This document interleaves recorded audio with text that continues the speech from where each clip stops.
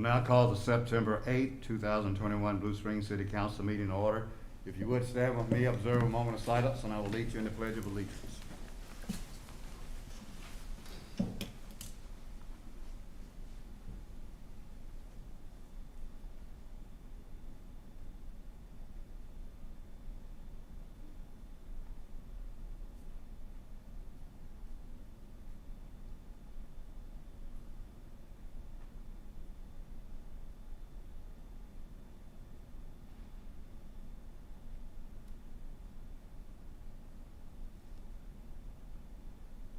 I pledge allegiance to the flag of the United States of America, to the republic for which it stands, one nation under God, indivisible, with liberty and justice for all. You may be seated. I want to welcome you in attendance, as well as those that might be watching on cable TV, to tonight's City Council meeting. Next, we have a confirmation of a quorum. When I state your name, please state your presence. Councilmember Kaler? Present. Levisay? Here. Fowler? Present. Erickson? Present. Edmondson? Here. Culpepper? Present. Mayor Ross? Everyone is in attendance. Present. Mayor Ross? Okay, it has been confirmed. Next, we have the consent agenda. Unless there are items need to be pulled, I accept a motion for approval. So moved. Is there a second? Second. Roll call, please. Councilmember Kaler? Aye. Levisay? Aye. Fowler? Aye. Erickson? Aye. Edmondson? Aye. Culpepper? Aye. Mayor Ross? Aye. Carried unanimously. The public hearing on the retreat of Chapman Farms,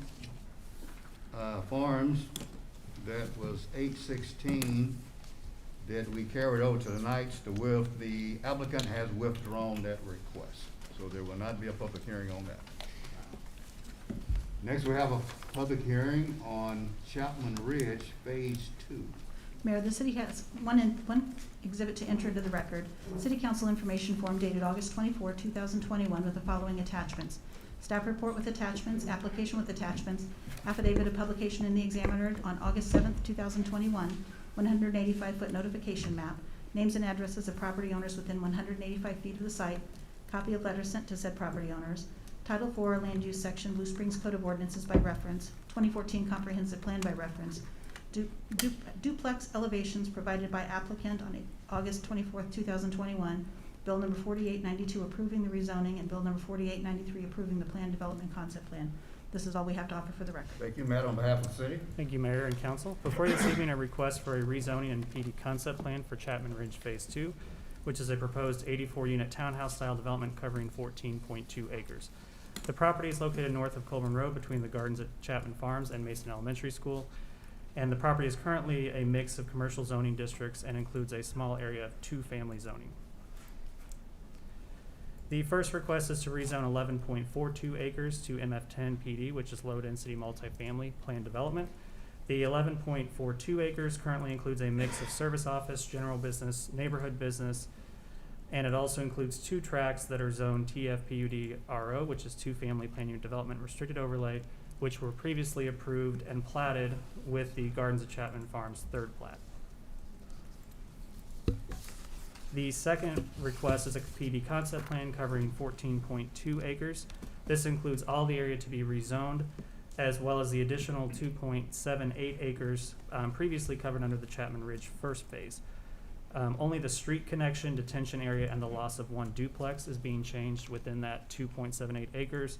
And therefore, the concept plan needs to be amended, but the property does not need to be rezoned to accommodate that change.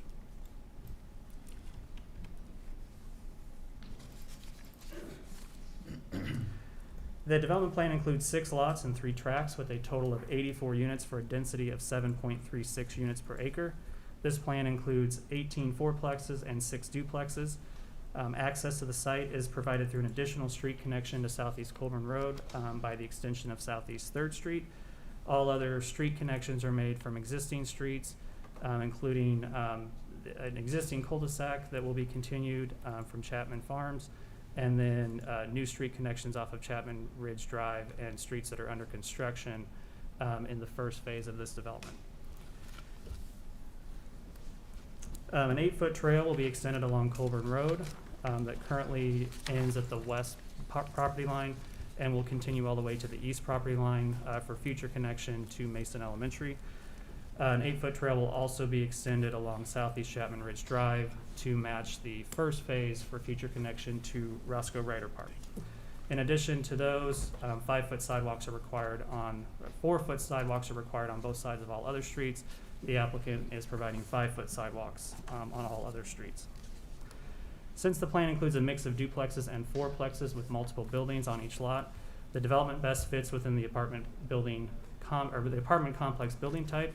The site meets most of the development standards for an apartment complex. However, the side and rear setbacks cannot be met for some buildings based on the location of the property lines and zoning district lines that are shared with the first phase.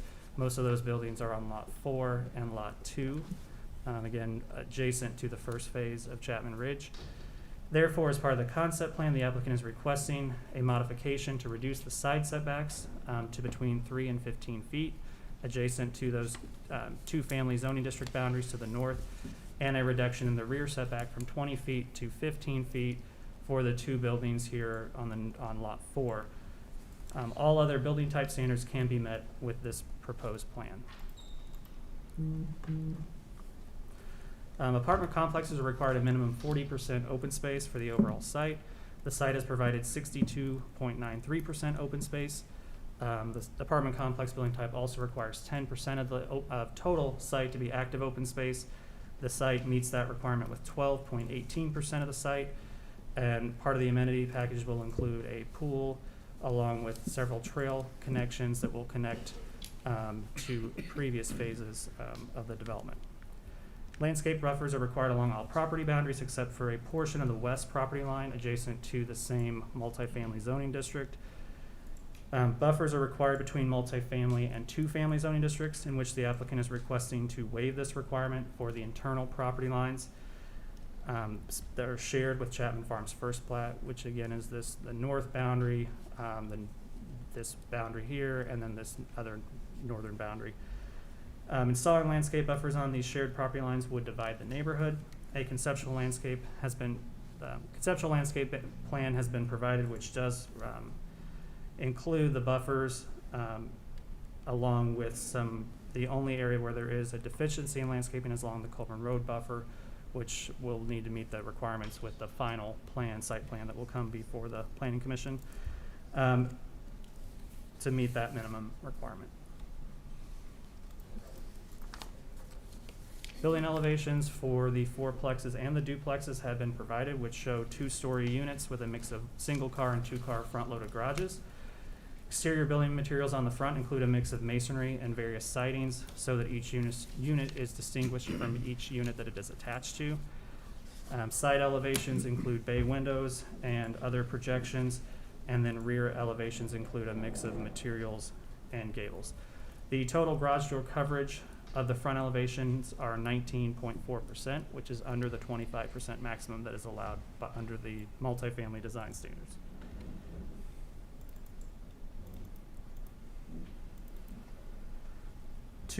All units meet the minimum 2 parking space per unit requirement with both garage and driveway parking provided.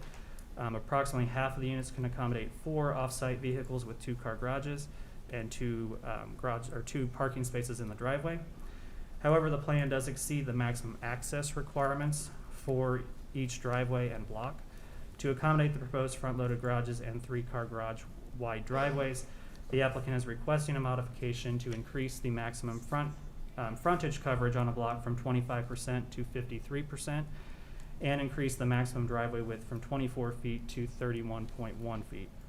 Without these modifications, the plan would need to be significantly altered to accommodate side-loaded or rear-loaded garages or other internal parking areas.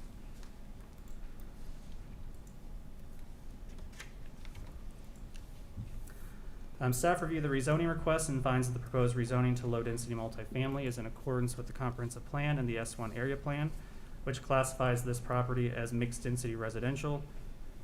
The proposed land uses are complementary to existing and previously approved developments in the vicinity, which include a mix of housing and zoning districts. It also provides an appropriate transition from the north and west from single-family to two-family and then to multifamily at the corner of Colburn and Chapman Ridge Drive, which are arterial and collector streets.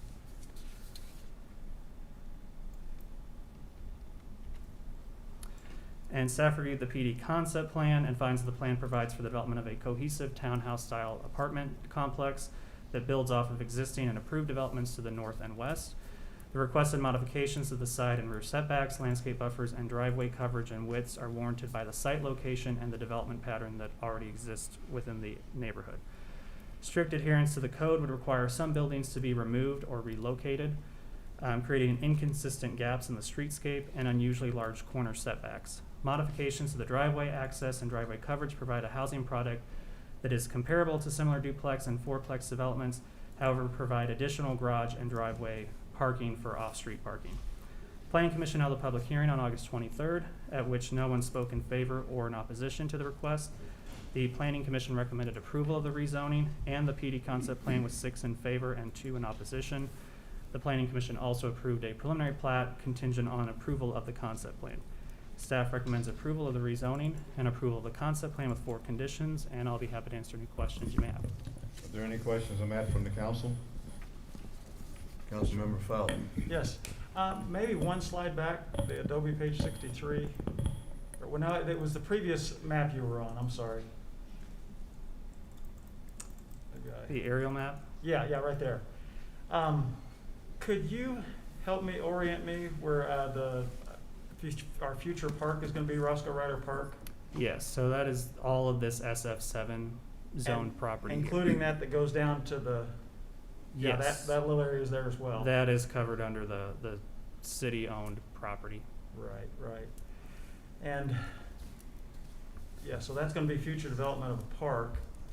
And from a zoning perspective, that's where I look at it, and I think I mentioned this to the developer as well, that having that zoned as a more commercial business, retail, everything, in front of the park seems like a better entrance than going through a residential area to me. Now, so, but that's kind of what I've been struggling with, so. Do you know how the original area, 25 years ago, this was not annexed into the city. How did those 3 parcels get zoned as commercial? So they were annexed in 2003, I believe, and then rezoned in 2006 as part of what was called the Chapman Ridge Plan. It was not a PUD or restricted overlay, so there was not any specific plan that was submitted with it, but the way that they had carved it up, they had multiple zoning districts. I don't know what the overall strategy of why they chose certain zoning districts where they did, but it wasn't really clear in the records of why they zoned them the way that they did. All right.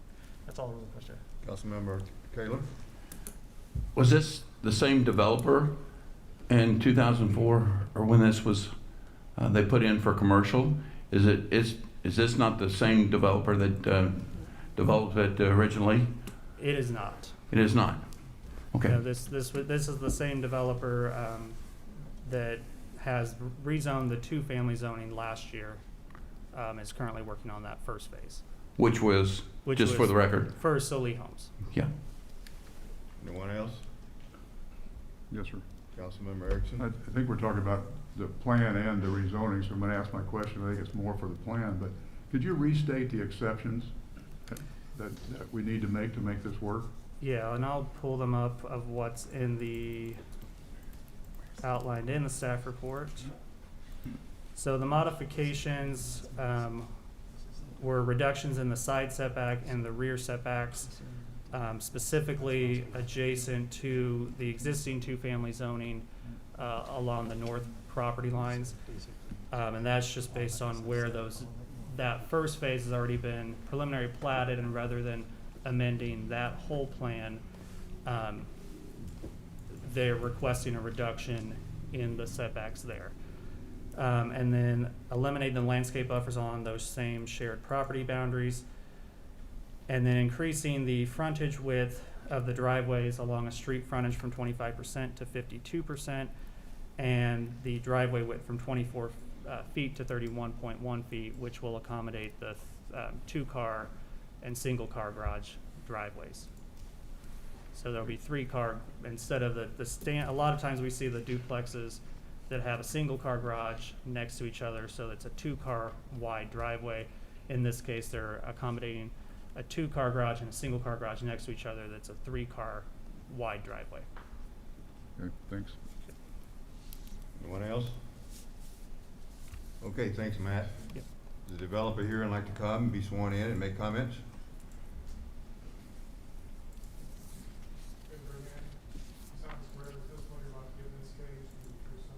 Yes. My name's Tyler Salee with Salee Development, 3730 Northeast Troon Drive, Lee Summit, Missouri. Just real quick, kind of a timeline. So we did the development to the west here, Chapman Farms, guarded the Chapman Farms about a year ago. The little garden street that comes off of, I believe it's 6th Street to the east and goes into the cul-de-sac now. We finished that project about a year ago. Came back probably 6 to 12 months ago, started working on the 2 lots to the north here that we're calling Chapman Ridge Phase 1. We're currently under construction there. We'll start delivering units there early part of 2022. And then this being Chapman Ridge Phase 2. Our goal here is to have this all as kind of one project. So we've got the units to the west, the units to the north, and then this new proposed project that will eventually all share street connectivity, walking trails, green space. We're proposing a new pool and pool house. We plan on that being something similar to what a couple of our other developments look like here in Blue Springs, Parkway Estates, or Colonial Highlands. Everyone will get shared use of those amenities. Everyone will have a common HOA. Everyone will kind of be abiding by the same rules and regulations. So we've got a mixture here of units, so something a little bit different than what's in the first 2 phases, just so we can offer a little bit different variety of product to the people. So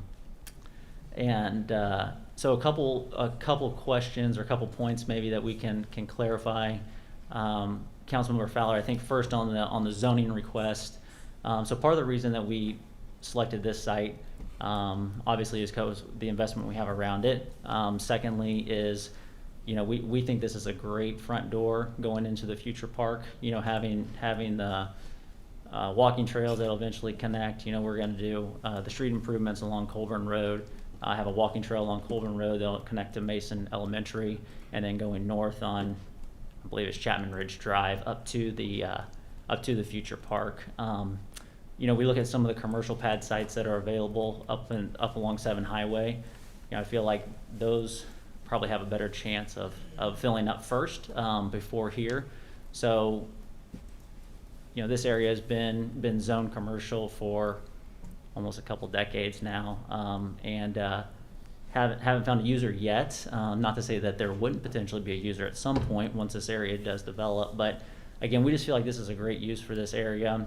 We like the idea of having the streets all connected, giving people multiple accesses out to Culver and Chapman Ridge, and then back to the west. So that's our goals. That's our plan here. So one of the other questions on the exceptions, and we talked about this at Planning Commission as well. So the 2 setback exceptions that we're requesting. They don't really impact the setbacks between buildings. It's really just the location of the lot line. So the rear setback, I think that's on lot 4, between those buildings that are already platted in the first phase. So if there's 20 feet behind the buildings there to the north, and we had 20 feet behind us, really the only thing that's restricting us is that imaginary lot line. So the owners of the 2 properties are going to be the same. So the overall distance between those will still meet what a rear setback would be if there was no lot line there, or if the lot line was directly in between those 2, which was probably more common. If we were to remove that lot line, that property line altogether, then we would meet those requirements. The other request on the side yard setback is actually the building that's just to the south there. Again, it's a lot line. Directly to the east there is the street, so there's actually not another building for, probably 100+ feet would be my guess, until you get all the way, no, excuse me, a lot further than that because we have a detention to the east. So there's really nothing that's set back from minus the street. So again, the lot line that runs north and south there is really the only thing that that's kind of restricting us there. So ownership will be the same between the two. We'll never know the difference between a lot line or property. Where the property lines are. And then the third one, the driveway restriction. So one of the things that we wanted to provide in these new units was additional garage parking, both garage and driveway parking. We've heard that in the past about trying to find places for off-street parking, get cars off the street, get them into driveways, get them into garages. So on these units here, 50%, half of the units will have an attached 2-car garage. And with that, obviously, we have to have a 2-car wide driveway out in front of it. We can't have a 1-car wide driveway out in front of it. So when we do that and we have them attached like that, then the width of our driveway becomes a few feet wider than what the code will allow. So we think it's important to have, and we think it'd be a nice amenity for people to have 2-car garages. We get a lot of people demanding, obviously garage parking, and instead of being able to have one in the garage and potentially one in the driveway, now we have 2 in the garage and 2 in the driveway. So again, that's part of the reasons for some of those exceptions that we've asked for. So I think that's it. I think Matt covered the rest of it. Thanks, Matt. If there's any other questions I can help answer, be happy to. Are there any other questions from council? Councilmember Fowler. Yes. Yeah, Tyler, I appreciate the good points that you brought up, okay? I do want to, I guess, all you've built down there so far, I've supported it, and it looks great. It's, you widened Colburn Road. Everybody seems to like the spaciousness of it and the cleanliness and everything like that. Of all the retail, all the residential you got going in there, the park is really, I can see why from, the residents that would live there, they would like the adjacency of the park, but I also can see where the public would have an interest a little bit more in that park as well. Sure. So that's where the zoning is kind of giving me a challenge. When I look at just down the road at Shrout and Colburn, Lake Lotawana is certainly getting a lot of retail tax dollars from that area. And I just think that out in front of a park, you could always get people coming in and out, going to games, after games, needing a place. So that's kind of where I keep coming back to. Sure. And maybe there's a compromise in there somewhere for my angle, but I do think that front entrance needs to be open, as commercial right now, I think.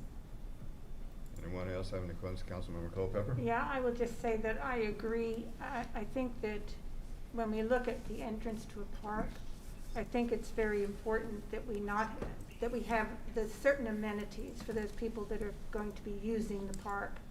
I have no problem with your developments. I think you do a good job. Yeah. But I'm concerned about this rezoning. Anyone else? Councilmember Lavasey? Matt, can I just add, this is my ignorance. What is the NB zoning designation? It's a neighborhood business zoning, so it's Okay. the lowest intensity commercial zoning. It's pretty limited. It can only have like small retail stores less than 3,000 square feet and office uses. Would things like a convenience store, C-store, would those fit there? Those be more general? They business? would have to be rezoned to general business and get a conditional use permit for What about a use like that. restaurant? Are we just looking at like small shops? Is that all? Or They do allow small restaurants. Again, it's usually anything under 3,000 square feet. Okay. So that's Similar. a possibility. Like a canoe club that's down. Like a canoe club, right? Yeah. Okay. Yeah. All right. Thank you, Matt. Anyone else? Your Honor, I guess if we could reference that zoning map one more time that you had earlier, the colored map. Yep. Because I can see that entrance, and the kind of the light purplish is really to me more of the front entrance. as we get over to the red on the general business, you know, that is a little ways away from the entrance, but it's all coming as one decision, right now. Correct. Okay, so, all right. Can we not look at it as a single rezoning? The request is to rezone all of it to that multifamily zoning district.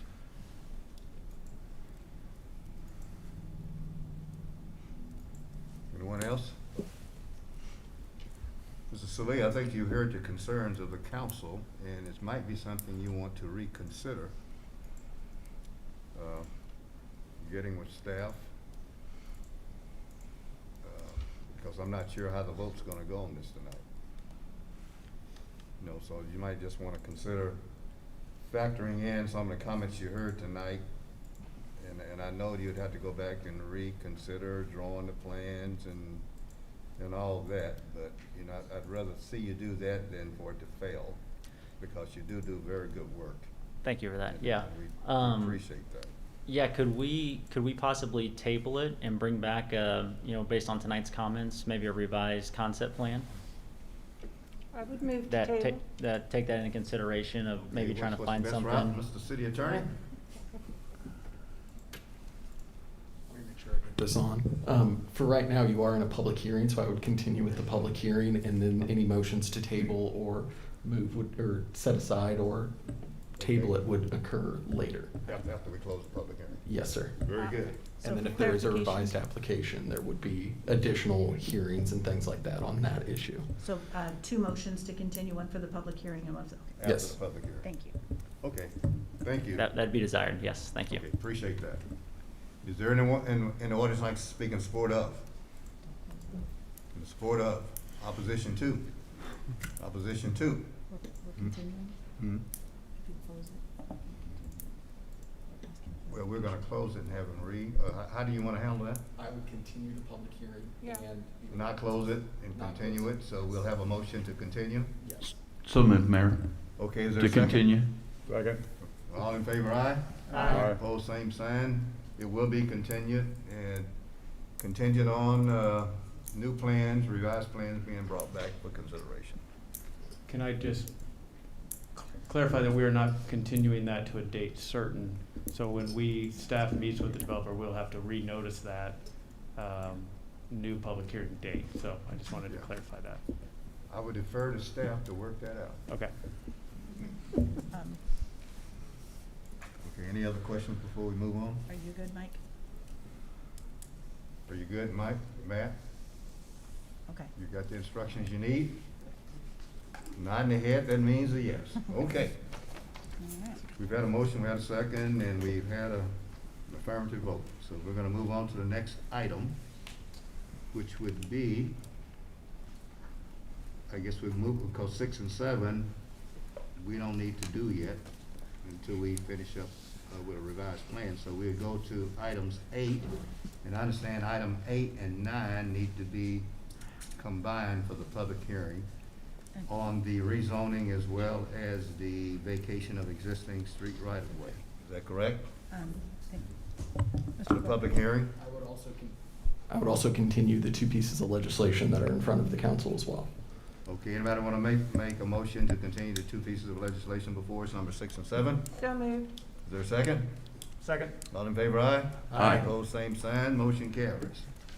Now we will go to the public hearing on items 8 and 11 combined for the Blue Springs High School, the rezoning and plan development concept plan, as well as the vacation of existing street right-of-way.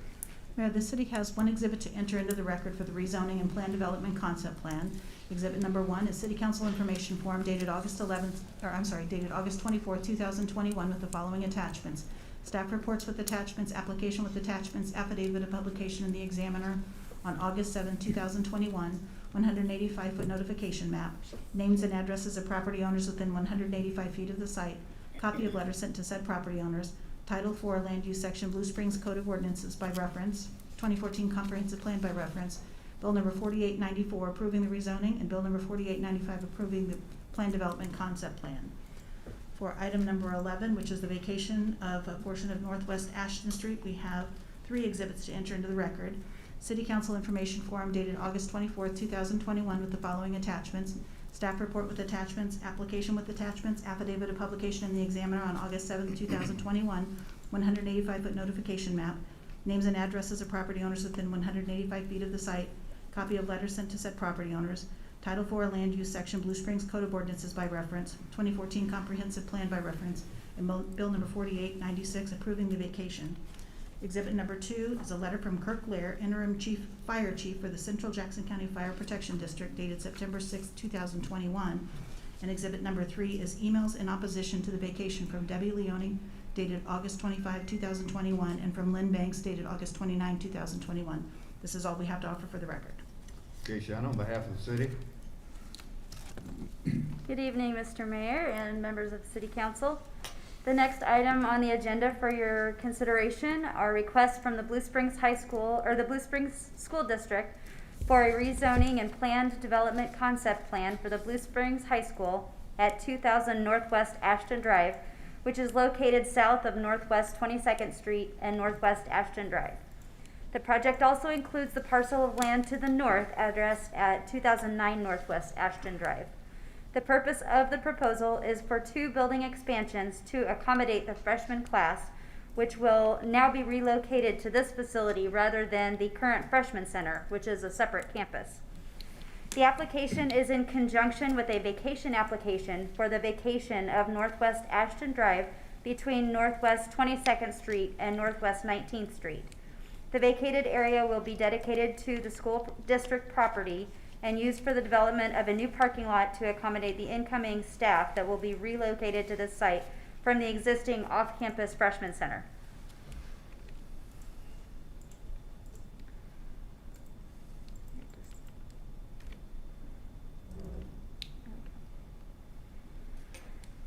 (2000) Northwest Ashton Drive is currently zoned SF7 single-family district and is approximately 38.38 acres. And 2009 Northwest Ashton Drive is currently zoned SF7 single-family district and SO service office district and is approximately 0.97 acres. The applicant requests that both properties be rezoned to SF7/PD for single-family district with a planned development. In addition to detached housing, schools are permitted by right in the SF7 single-family zoning district. The purpose of the rezoning to a planned development, PD, is due to the building type and large size of the property, which requires prominent civic buildings over 30 acres to have approved campus master plans through the PD process. The building expansions will total approximately 83,000 square feet and will include a new building entry, 26 classrooms, administrative offices, a kitchen, cafeteria, and a multi-purpose room. Building materials on the new addition will match existing materials, which includes a mix of brick and metal panels. The new addition will also be compatible with the massing and projections of the existing building. The maximum height of the buildings will be approximately 36 feet above the grade. The proposal includes the demolition of the annex building currently located at 2009 Northwest Ashton Drive and the expansion and reconfiguration of parking lots to facilitate the development of a dedicated on-site bus loop and a separate student drop-off and pickup loop. The bus count will remain the same. A total of 1,018 parking spaces are proposed, including 983 standard spaces and 35 ADA spaces. This is an increase of 37 spaces from the existing 981 spaces. A parking study memo has been provided. The applicant has requested one modification to the following regulations through the plan development process, which is to allow for a reduction in the minimum parking space and drive aisle size requirement. The proposed parking spaces within the expansion are 9 feet wide by 18 feet long, with drive aisles that are 24 feet in some areas. These do not meet the current minimum requirement, which is 9 feet by 18.5 feet with 26 feet drive aisles. The applicant is asking for a deviation from these minimum requirements. Staff supports this request for a reduction in parking space and drive aisle size because it is consistent with the existing parking lot dimensions that were approved at an earlier date, when the minimum size requirements were less. Bicycle parking will be reviewed during the site plan design review.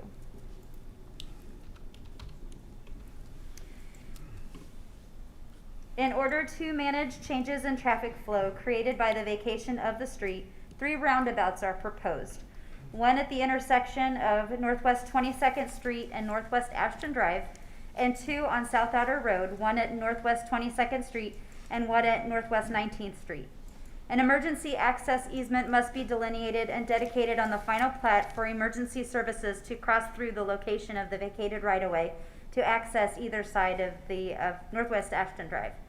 There are existing utilities within the Northwest Ashton Drive right-of-way that must be protected if the right-of-way is to be vacated. The street will not be permanently closed to through traffic until off-site improvements have been substantially completed to accommodate the change in traffic circulation as recommended by the study. If approved, construction is anticipated to begin in November 2021 with completion in August of 2023.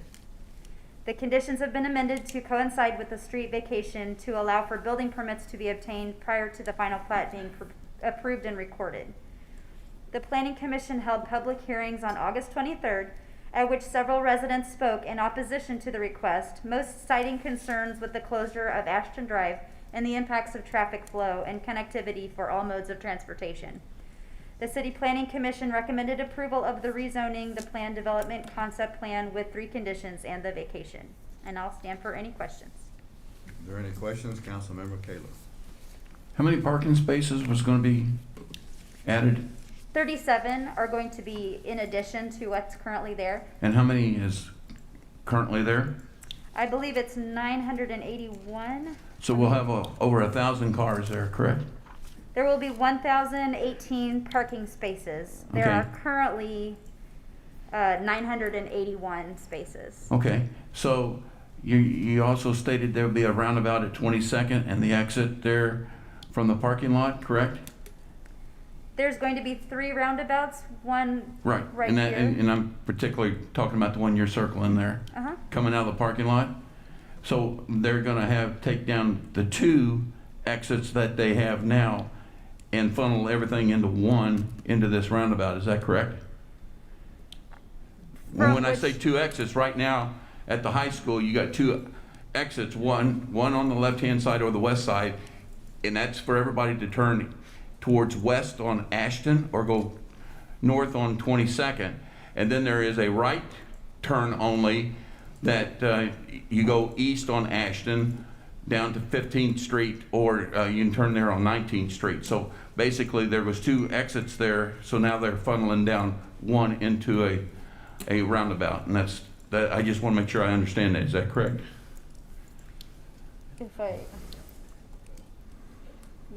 If I may, I'd like to refer to the engineer to respond to that question. Okay. Thank you. I didn't mean to put you on the spot there. Well, not now. Is that our not now? engineer? I'm sorry, what? Is he our engineer? Oh, the what? Is he? I'm sorry, I didn't hear you. Is who- he our engineer or is he with the school district Oh, the engineer? school district engineer. is what I- Okay, the school district will have an opportunity to speak. So not now, but you're gonna have to be sworn in. Right now, you just need to respond to the questions from the council. And those you can't answer, then then the school district, please take note so you can answer the questions that the council raised, okay? A quick Yes, question. Councilmember Erickson. In the traffic study, which was voluminous, to say the least, I picked up on one of the things I don't like about the South Outer Road, and I've had a business there forever, and I've said it 1,000 times, it's not very easy to drive. But one of the things the traffic study indicated was at the corner of 15th Street and the South Outer Road, we had a less than recommended sight line and the inability to go left. Is it conceivable that these roundabouts, because of the way the traffic flows and a minimal amount of decrease in speed between the traffic circle and 15th, that might help alleviate that issue or not? Again, I feel like that would be best answered by the engineer, Okay. if I may defer to the engineer That would to be answer the that. later school engineer. Yeah. Okay, thank you. Another one you might wanna know when you come up. Anybody else? Councilmember No, Fowler? just so we're all dealing with the same information, I was curious on vehicle counts. Chris Sandy did provide me a letter on that. I just want to make sure that we're all agree that that's the number. I'll go ahead and read what he wrote. After reviewing the study, I did not find the total average daily trips on the Ashton Drive in front of the high school. I contacted the traffic engineer and he provided the aggregate tube counts. For non-school days, the vehicle trips per day averaged 2,335 trips east and west.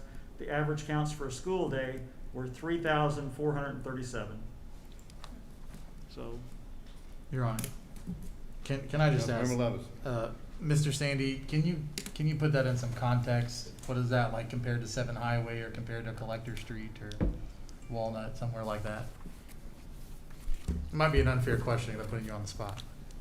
Well, I can tell you that the count on Woods Chapel Road at the interchange is close to 30,000 cars a day. The counts on 7 Highway are close to 60,000 cars a day. I believe South Outer Road is about 7,000 cars a day between 19th and 22nd. You'll have to excuse me because I'm pulling these numbers off the top No, of no, my I head. appreciate that. I mean, like you said, But 7 Highway's probably order not of a- magnitude, 7 Highway and Woods Chapel Road carry a significant amount of traffic. South Outer Road carries about twice as much as what you see in front of Ashton each day. Okay, thank you, that's helpful. so yeah, I just want to make sure that I heard that the South Outer Road, the estimate tonight is 7,000 vehicle trips per day. So another 3,000 on a school day would bring that up to like 10,000, so about a 40% increase, at least in that one section. Okay. Anyone else with any questions? Luciano? Okay, thank you. Thank you. Now we will go to the school district representative to be sworn in.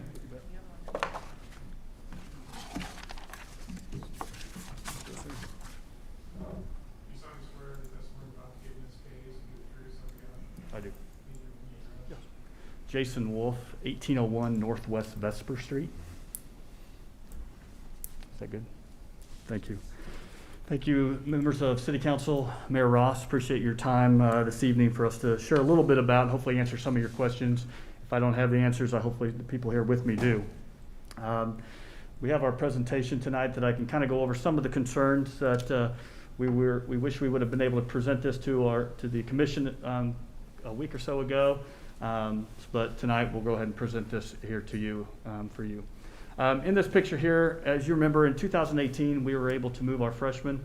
Our citizens were excited about moving our freshmen over to Blue Springs South High School. That was kind of been a hot topic for us with freshmen at one campus.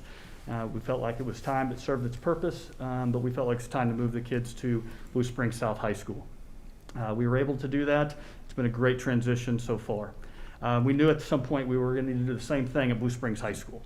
And so we're here today. We did some improvements to try to help with that in our last bond in 2018 with some improvements. But now we're coming back here in August. Our citizens supported that, and we're looking to move our freshmen from Blue Springs freshman campus to the actual high school there on Ashton Drive.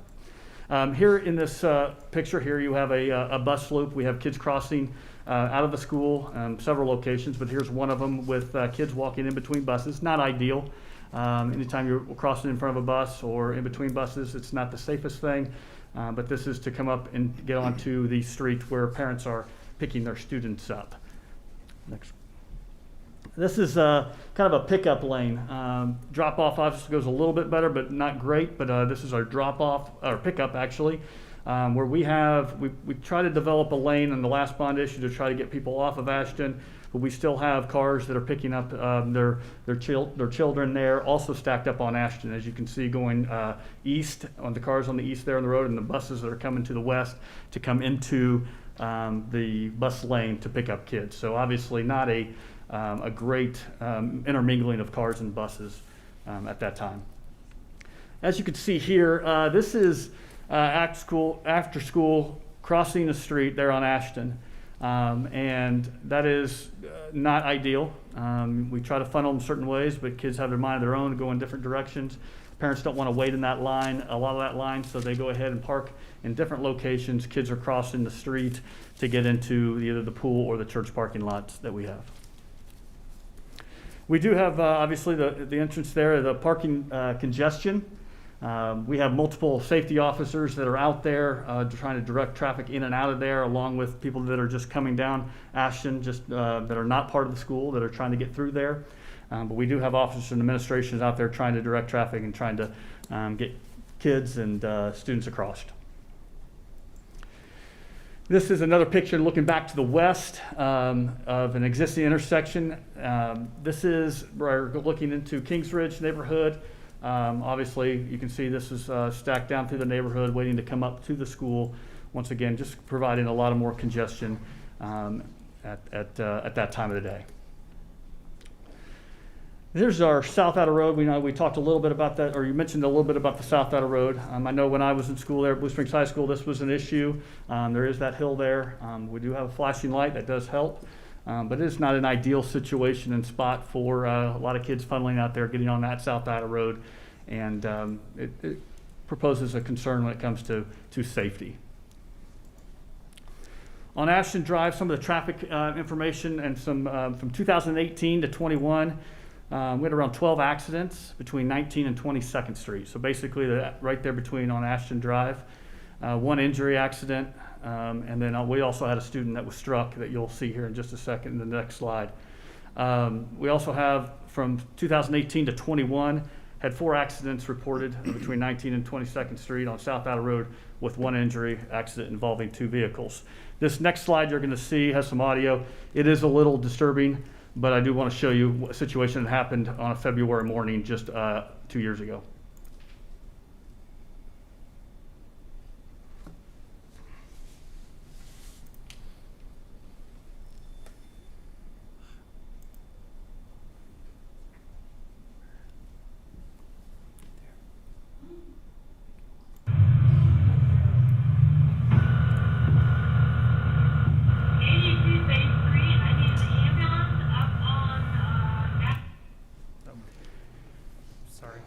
That is obviously not a great video there to show. Next slide. So I'm going to turn it over, Aaron, just a little bit, but I kind of want to talk to you a little bit about kind of our campus and what makes this school so unique. You see there, we sit on 38 acres. Most schools that are built now with a high school, a comprehensive high school, we are the largest. Blue Springs High School is the largest high school in the state of Missouri. Blue Springs South being the 5th largest high school. But we're sitting on 38 acres. And as you can see, other school districts that are sitting there have quite a bit more acres. This school was built a long time ago, we understand that, but just want to put that in perspective, just kind of wanted to have you see this, the acres of how many we're having almost 2,500 students coming today there at Blue Springs High School on 38 acres.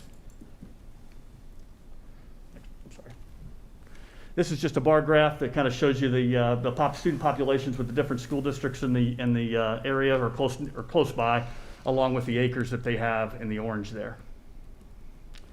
This is just a site overview map of our high school, and you can see how, and it'll start clicking and showing you the different areas. We have our main campus there, as you're familiar with.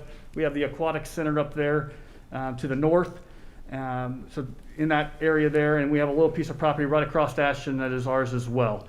But as you can see, we have the railroad to our south, and then both on the west and the east, we have both neighborhoods. So there's not a lot of room there, along with the park, the Baumgartner Park, which is there, the Calvary Baptist Church, and then a Harvest Baptist Church. And then obviously our Ashton Drive right there in the center. I'm going to turn it over to Matt Keys, and he can talk a little bit more about the traffic study, independent traffic study that we had done. Jason, before you go, Yes. Are there any questions from the council for you? I got one. Councilmember Case. Can we go back to slide 21?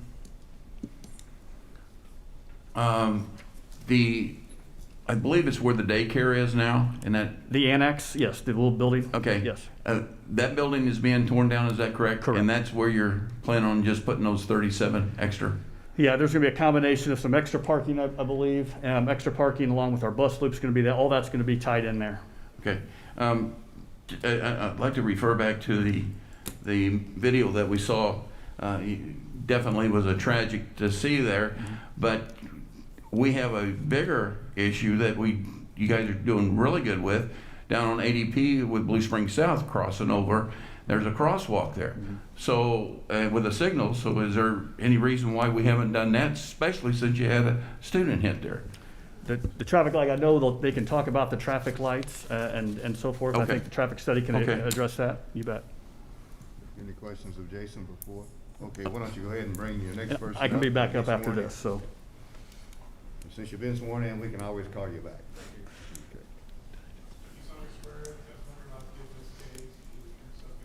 I do. Matt Keys, 1828 Walnut Street, Kansas City, Missouri, 64108. So I'm one of the architects on this project. A lot of times we deal with, design, which is really based on opinions and subjectivity. So it's a matter of that. And rarely we actually get an instance like this, which we're about to go through, the traffic study that actually directs us to the recommendations and the federal guidelines that actually we should adhere to allow traffic circulation to pass at particular intersections. So next slide, please, Matt. So here, the jumble, Councilmember, you mentioned, it's a lot to analyze, but we're going to break this down essentially in a very simplistic manner. So we really look at your current conditions. So we analyzed, South Outer Road and 22nd, South Outer Road and 19th, as well as 19th and Ashton, as well as 22nd and Ashton. And so when we look at these, ultimately the main thing to pay attention to is anywhere where you see green, it's showing times that the circulation is actually passing from a federal regulation guideline in terms of traffic flow. Anywhere where you do not see green, it means that that intersection is actually failing from a traffic circulation standpoint. So as you see in this situation, the current condition during certain peak times at this intersection at 22nd in this case, and South Outer Road, actually are failing from the scenario that's laid out there right now. So we'll keep going. And so there's a lot of numbers here that our traffic engineer looked at. So it looks at stop signs, it looks at stop lights, it looks at turn lanes, it looks at all these different options, and one of those options happens to be roundabouts. So I'm giving you a context of where these roundabouts came from. So as you see here, you see color, other than green up there, meaning every other scenario besides where the bottom line there, where we highlighted roundabout, the roundabout is the only scenario from a federal regulation guideline that passes every single peak time in the scenario for this intersection. So we're going to move on.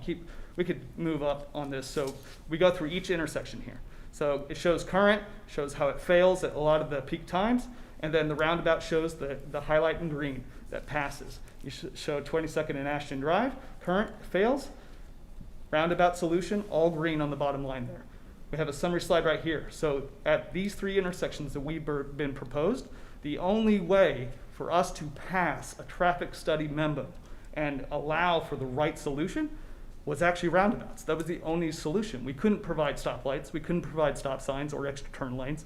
It had to be roundabouts to pass this study. We worked with Chris, we worked with the city on numerous endeavors here to make sure that all of us were on board to make sure we had a viable solution for this traffic study. So now I'm going to run you through kind of the proposal of the design history of this. So, as Jason mentioned, we are landlocked. So next slide, please, Matt. So the vacate the roadway, really this was about safety, where it was about circulation and safety and trying to maintain students from not crossing vehicular traffic, as well as staff. So vacate roadway, we looked at that. That spawned the traffic study where you see the roundabouts that are occurring. Next slide, please, Matt. So the intersection improvements, the big point here is that all three of these intersections now meet federal design criteria. It's the guidelines that were actually dictated from. So they enhanced that. And then we also took it one step further. So we realized, okay, let's talk with CJC and see the inconvenience of having to drive around to South Outer Road if Ashton was closed. So they actually ran emergency timeframes where they analyzed this, and it showed, if you just drove around, it was 1 minute and 22 seconds to route around to South Outer Road from Ashton from 19th to 22nd Street. Just to drive Ashton Road from 19th to 22nd takes about 22 seconds. So you offset that. It's actually making an offset of less than a minute to just drive around to South Outer Road, because these roundabouts actually make it more efficient for traffic to flow. So working with CJC as well, a big aspect was, okay, if they happen to have a station, and it was only one station that happened to be, if it's unavailable, which the majority of the time that station would be available. Station 2, in the event that Station 1 was unavailable, we provided them an emergency access gate to allow them direct access between the east and west of Ashton Drive. So that way, any emergency response would be addressed. The next slide that I really want to hit home with is we worked with Chief Lair, and this is his letter of recommendation saying that the long-term effects of this plan is actually making it safer for the community. It's addressing needs that should have been addressed a long time ago, especially involving South Outer Road. So another aspect now, so where the parents, as Jason highlighted, the parent stacking lanes on Ashton. So we're actually in this proposal moving the parent drive lanes to what was comprised of the student lot. So you see we're moving it to that main lot, and this is quadrupling the line length of what was once the North Ashton Road access. So it's actually increasing that stacking, so you're not going to have parents backing out onto Ashton. And here we're moving now to the bus loop. So the count actually does not increase because they drop off the freshmen before they come over. It's more of a sequencing thing. And so the bus count remains the same. What allows this is, in this scenario, the staff parking is associated right here on the north side. So you have your buses, you don't have students crossing that bus traffic. They instantly get on the buses. They're not walking across to where an accident could have happened. And then neighborhood connectivity. So in the Planning Commission meeting, we heard some of the citizens talk about a connection from a pedestrian access, bicycle lanes, just pedestrian access moving from the east to the west. We heard that. We're going to incorporate that. We think that's actually very viable and was a good suggestion. And then last but not least, so the freshman wing addition. The reason why we're kind of all here of what caused all this was we're adding 36 additional classrooms, new kitchen, expanded commons, really matching the parity from Blue Springs South, bringing these kids to the high school where they truly belong. Thank you. Before you go, any questions from the council? Okay, I'm going to start with Edmondson first. Okay. Make sure this is on. Hopefully you can hear me. A couple of real quick questions on it. You showed some overlays with the bus circle that was in the yellow, correct? Correct. Okay, how are you going to get emergency vehicles through there if the buses are sitting there? So the peak times, and once again, it goes back to the stations. So Station 2, I believe it was, is available almost exclusively all the time on that station's the other side. And Station 1, if available, during this peak time. We're talking literally a 20 to 30 minute time frame when these buses are stacked at these peak times. If an event happens in that occurrence, the rare occurrence that Station 2 and the backed up traffic peak time is happening, yeah, that could be an occurrence, but it's going to be very rare. Okay, which leads me to a second question then. With all the traffic that's emptying out of those parking lots, there's obviously going to be more congestion down on the South Outer Road, even with the traffic circles. And I welcome the traffic circles. I think that's a great improvement to take care of that, especially 22nd Street. Is that going to cause any effect with your emergency services? No. So we actually worked with CJC to account for a fire truck, full-size fire truck, to work around those roundabout lanes. In addition to that was the response time related to them maneuvering around those roundabouts. And it actually, from the current conditions, they're worse than what we're proposing with the added load of the freshmen coming to the school. So It's actually more efficient from that standpoint in terms of traffic. Well, I know you quoted that, it was like 22 seconds to go from 19th to 22nd through Ashton, or a minute something, which I drove it, we saw it, timed it, but that was under ideal conditions, not when there's a lot of traffic through there. Right.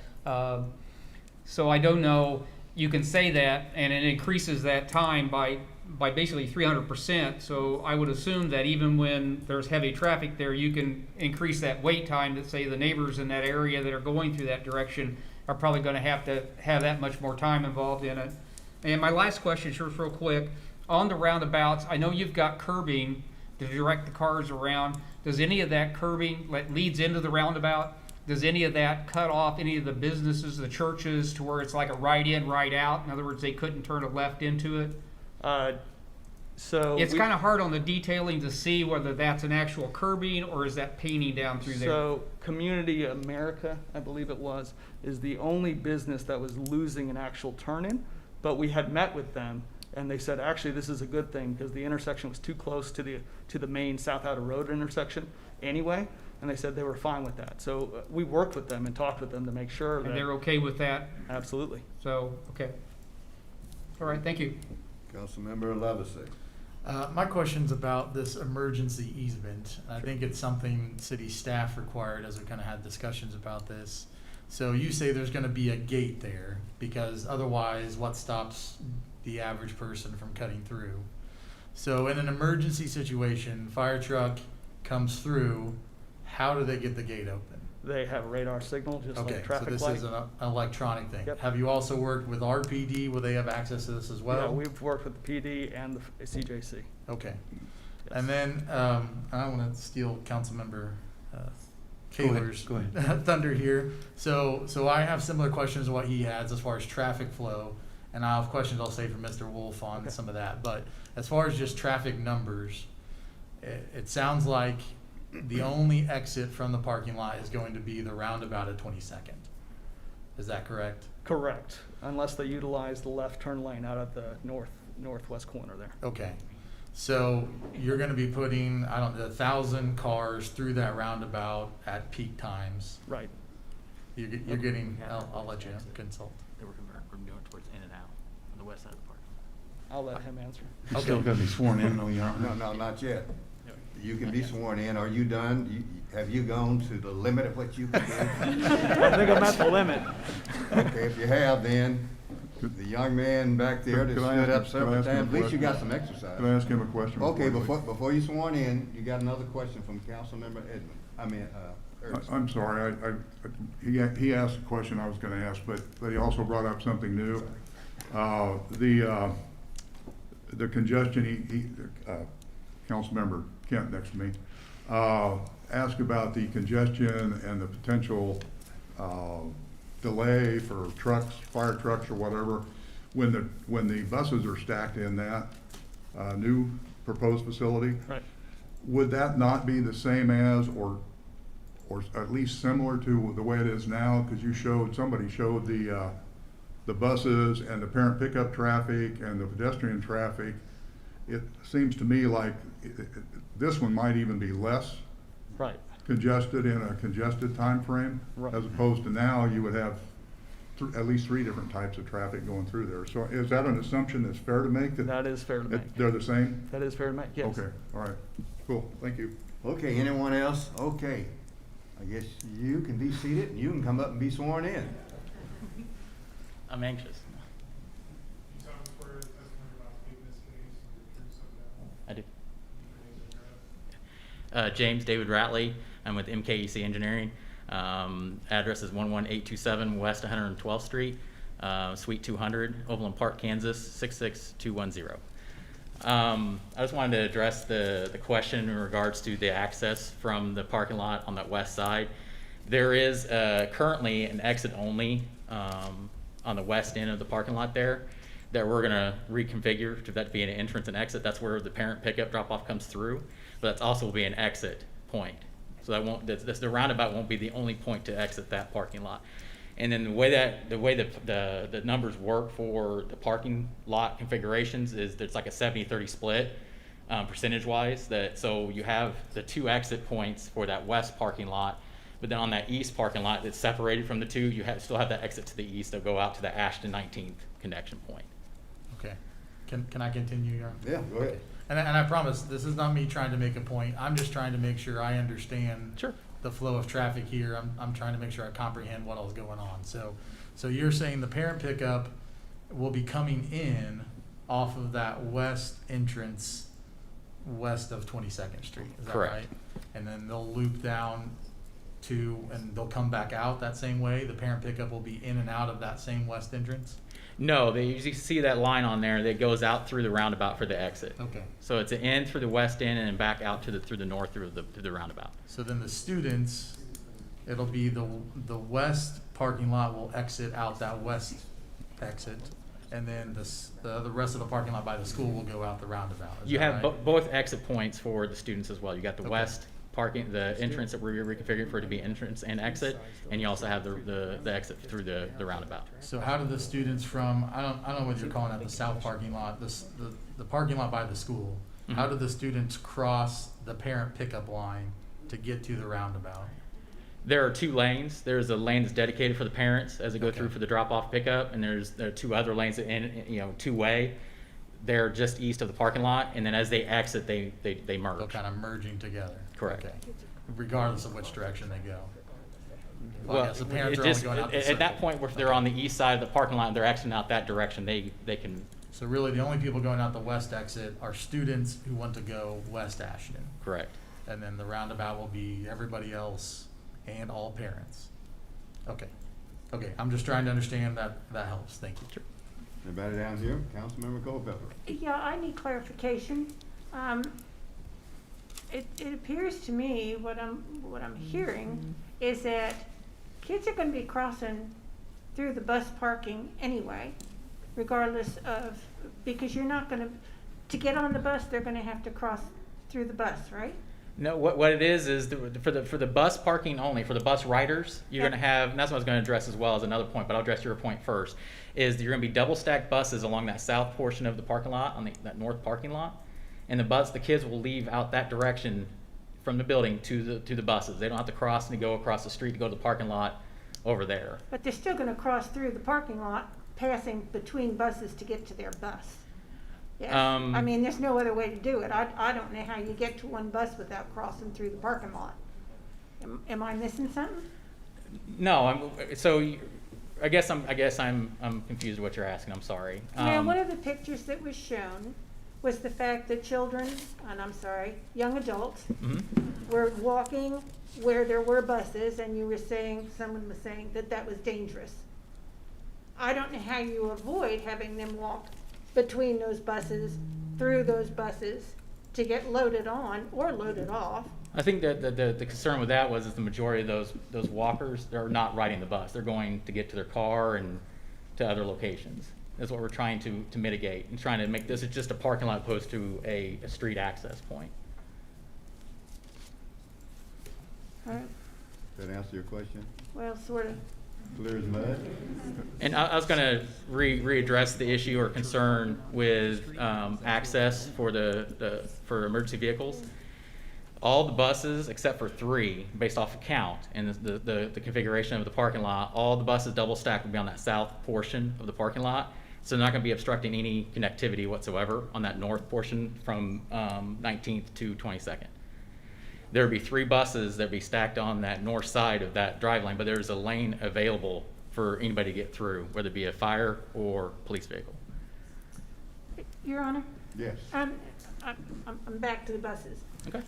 So isn't there student parking beyond that bus parking area? It is, but it's going to be connectivity. The connectivity sidewalk. There is the northwest corner of the addition that's being proposed. There's the entry plaza there that all walkers from there would go from along the walk areas to that parking lot we're proposing that was in the annex space. That vacant lot that we're putting that parking lot, the 78 stalls, that's for the students. So you're assuming no students are going to cut between the buses to get to their cars? Now, I'm not trying to be funny here, folks. This is serious stuff. Let's have some order in the audience.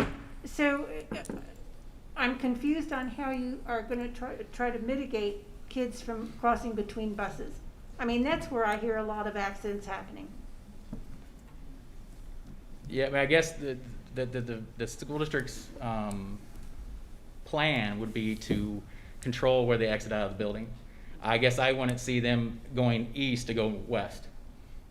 So if they're exiting out the main part of the Freshman Center out of the northwest corner, they're going to go along the sidewalk and up to that parking lot. We would hope. Yeah, I mean, you can't predict anything, for sure. Yeah.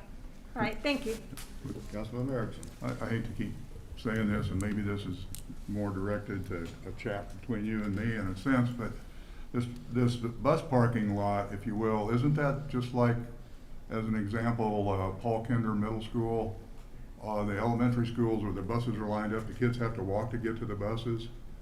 I don't see, I mean, they have to get there somehow. There's no Sure. way they can get on a bus without walking through the parking lot to get on the bus. Mm-hmm. So that, to me, that's kind of a moot point, because it's just that way. I get where you're coming from on the people walking across to get to that parking area, but then again, it's kind of the way it is everywhere. Sure, and I'd like to add to that. I mean, I think that our mission or our goal in this, by doing this, is to try to minimize, to limit, or try to reduce the concerns or the possibilities of having issues. I mean, like you just said, I mean, it's going to happen. There's going to be times where people need to walk through or whatever. But the idea with this is a much better solution than what's currently there now. By separating the parent pickup drop off, by putting on that west end of the park of the site, doing the bus pickup drop off loop on that north end that is combined with staff parking and visitor parking opposed to the students. We're trying to minimize or trying to reduce the amount of times that students are interacting with the buses when they don't need to. That's our mission. That's where our goal was. Councilmember Fowler. Yes, Your Honor. This may be a question for both the school district staff and our city staff. I want to kind of acknowledge the point you make about the South Outer Road, that I think that those intersections are already at a point where they're getting close to failing and everything. And so I see two big taxing entities here tonight, and the cost of those. What's just a really rough estimate on the cost of installing both of those? Because I think it's going to happen at some point anyway. Yeah, Mr. Wolf, would you like to come up and answer that question if you have the answer to it? Because it's one I've been thinking about. Councilman Fowler beat me to it. Okay. Sure. So obviously this hadn't gotten to bid or anything like that, but our estimates we're looking at, and correct me if I'm wrong here, we're looking at around 2.5 million, or could be high, could be low, Right. but that's a ballpark figure is kind of what I'm thinking. That works for me. Thank you. And that will cover all three roundabouts as far as cutting down the crest of that hill at 22nd Street. Correct, and that's the two outer roads there. That's not the third, that's the two one, the 2.3 to 5. That's the two on the outer road as well, and does include shaving that hill off as well. It does include that? Yes. Okay, now what about the third roundabout at 22nd and Ashton? Third roundabout is also, I don't believe that's included in the 2.3. That would be a separate, obviously, whatever one of those, maybe 800, I don't know, million. Ballpark figure around ballpark $3 figure. million will probably cover the whole thing. Right. Okay. Yes. And the school Yes. district's paying for that? Correct. Good. That is correct. Just want to make sure it ain't coming out of the city coffers. That's what we plan, and I can kind of address a little bit more unless you have more questions for anybody else. I can. Question down here, Your Honor. I want to go back to the engineer when we can. Okay, Councilmember Kaler to the engineer. Again, my concern is, right now, let's forget about the west exit, so-called exit by the softball field, the west-west. Yep. Right now, there is 2 exits.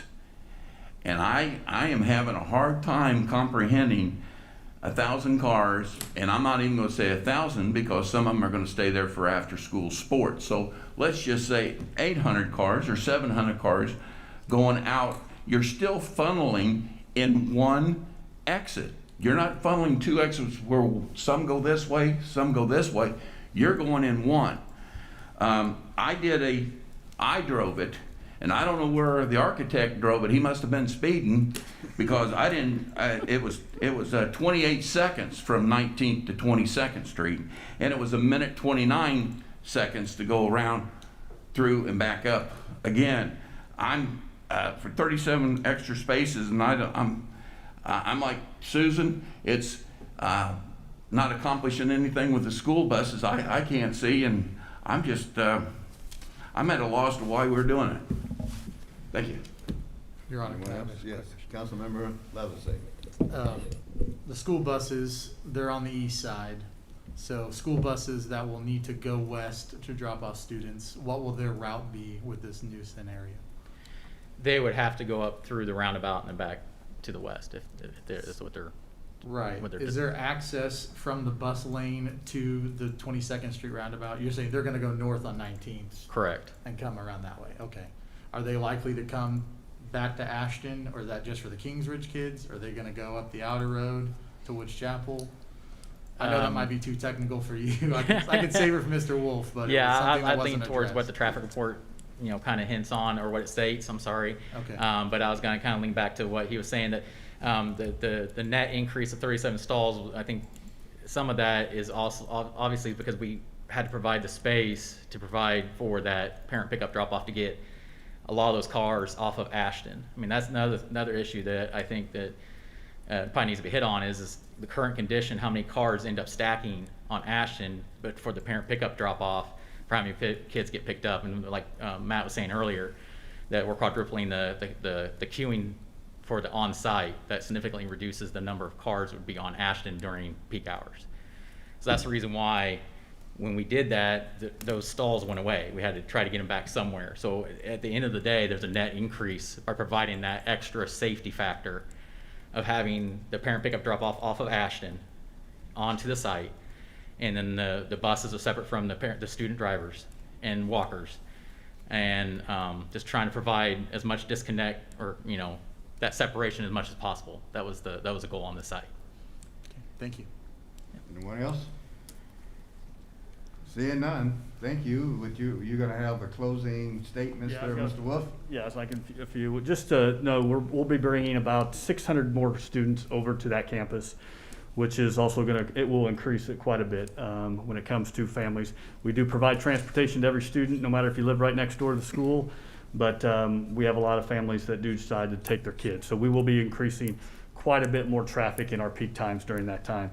The bus lane, when we got, just so you know, we do not allow, when we're emptying kids out of there, and the officer there on that Ashton Drive, we're not allowing them to go right until the buses are all gone.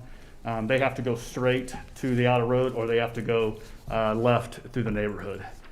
So that's a little bit how we do that now. Now, once the buses are gone, then we open it back up to go in multiple directions, if I'm right there. So yes, I'll try to summarize a little bit. I just appreciate your time. I know this is a lot to take in. We feel like this is going to provide the best safety for our students. I know a man that I've looked up to and trusted for a long time, my dad, he always would talk about how there are some things that are just non-negotiable, and safety is one of them. And we feel like with the traffic study and that is done, that it says it's failing at certain times, and the roundabout provides that not to fail. We feel like a safety is a non-negotiable when it comes to this, and that's why we feel this plan, and with the traffic study that's done, does help our students and our citizens on the South Data Road, which is not a great road and does provide more safety for our kids. So I just want to end with that. I know, yes, convenience is nice, but I also feel like safety should supersede convenience. And I feel like what we're providing and what we're trying to do on the outer road and here does take care of safety. It can never be 100% guarantee. We know that. Nothing's, except death and taxes, nothing's 100%. But I feel like we can do almost and get to the hopefully 100%, to where we can keep as many people safe in the community as possible. And I just don't want to see another accident with the student hit, and I hope we can prevent that in the future. So that's all I have. Thank you. Okay, Councilman Levacy? I have a couple of questions, actually. Sure. Can you remind me, just because I'm not entirely clear, what are the boundaries between Blue Springs High School and Blue Springs South? Is it 40? Basically 40. Okay. 40 is your big dividing line. Yes. So who this really impacts then is those living north and east of the high school. I mean, I live behind Zarda Barbecue, so it affects, my son will be in Blue Springs High School in 6 years. So, correct. So right now, I'm assuming those students are coming in off of either Artie Mize, coming in off of Hearns to get to 15th, or maybe same thing, people coming from up north, they're coming down 7.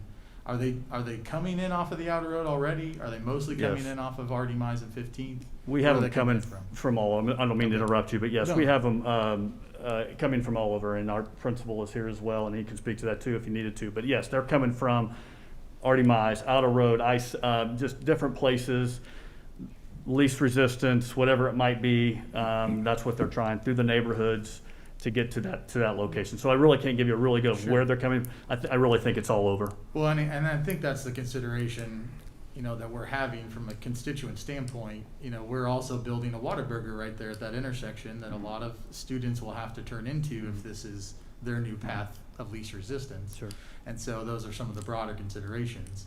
I guess the other thing I had as you were kind of talking, Councilmember Culpepper mentioned, the pictures you showed in the beginning, students walking through buses. And he said parents are parking in alternative places because they don't want to go through the parent pickup line. So this parent pickup line looks to be even more cumbersome. You got to go all the way around the parking lot. Is that going to happen more? Are students going to be crossing over to the pool anyway, or parking along 22nd? We don't feel, Ashton? no, I'm sorry to interrupt. No, we do not feel that is going to be the case. We feel like with keeping the buses and getting the kids through that direction to the buses, and then our students go into the parking lot like they normally do, along with the cars. We're gonna, because right now they will be, if they're not, they're gonna be back down through the neighborhoods, waiting in line to get their kid, and they'll go at different places. But we feel like this channels it to one location. There's not another they can't use that way. We can be able to control that more on the other side of that parking lot where they're trying to go over the church parking lot and so forth. Also the pool. We feel like this is going to be a better way to getting off the road in there. We feel it's the safest way to do that. So I would feel like, no, I would feel like this is the best way and the safest way. Okay, I'm sorry to throw questions at you. No, you're the fine. only one that can answer these questions. You so bet. It's not in the paperwork. No, that's This fine. is my last one. Sure. So we've got a lot of discussion. Have you guys considered alternatives? I guess my question is, what are the consequences of this failing tonight? What are the alternatives you've discussed? What are the other options? Well, obviously, we will have to come up with a different plan. It would obviously, if the Ashton is not closed, then we would have to try to manage the traffic the best we can in the mornings in the drop-off. And I'm afraid, I don't know what that would look like. But when you're adding 600 more students, that is a concern. And I feel like there's going to be a lot more parents that will be dropping their freshmen off in that location, and that's going to be stacked up even farther down than it already is, because you're increasing that. Like I said, being the largest high school in the state with not only 38 acres makes it a little more difficult. Okay. All right. Thank you. Down this way, somebody, Councilmember Edmondson. Yes, just a couple of follow-up questions and stuff, and forgive me on this one because I'm old and my kids went through the high school a long time ago. Is the timing on the students and freshmen in high school be releasing at the same time, or are they staggered? Our freshmen right now and Blue Springs High School. Well, I mean, if this future project, because right now the freshmen leave earlier, right? Yes, because they're across the way at the current on Vesper. Right. So they get out a little bit earlier, and then so the buses can get over to the high school. And I've seen that line of buses coming down 15th Street, yeah. and they haul butt. Right, I will and tell you that's- that right now. and- So once they're at this combined location, Right. then will they be staggered, or is it all one time? All at one time, or we'll be dismissing buses and cars. Obviously, schedules can vary, but we feel like at Blue Springs South, we kind of get them off the road, how we have them kind of looping around Blue Springs South High School and parent pickup. If you've been by there and seen how that works, it works out really well. It gets them off of Adams Dairy for the most part and gets them around, especially once they learn the routine. But then we get them off the road, and it's working fine at Blue Springs South. So, Okay. yes. Well, I'm not trying to make your argument, but it really seriously looks like the number of buses from Freshman Center and what you have at the high school, there's no way you can get all those in that same location as it currently sits. And it's probably the same way on your pickup line, because I know there's a line for parents picking up over at the Freshman Center. It would assume that they would carry over too. So it's going to add a lot of traffic in that area, which really, I know safety is your biggest prime thing. Are you going to restrict anybody from parking in the church parking lots, so they don't walk across through the buses to get to the parking? Correct. Or I mean, back? you betcha that we would have to restrict that, because that's not the point. We don't want that going on, so we would have to try to restrict that the best we can. And really, the buses that are coming from the Freshman Center, for the most part, all those buses from Freshman Center come straight to the high school. Okay. So whatever we pick up at the Freshman Center are the same amount of buses, minus a few other ones. But the majority of those buses are coming from the Freshman Center over to Blue Springs High School, which now they would all go to the one spot at Okay. that time. All right, thank you. Mhm. Your Honor, I'll yield to you. I have one more that you brought. Why don't you go and then we get, All and right, then we wrap so it up. you may have mentioned this, but the longer-term plans for the old pool, Correct.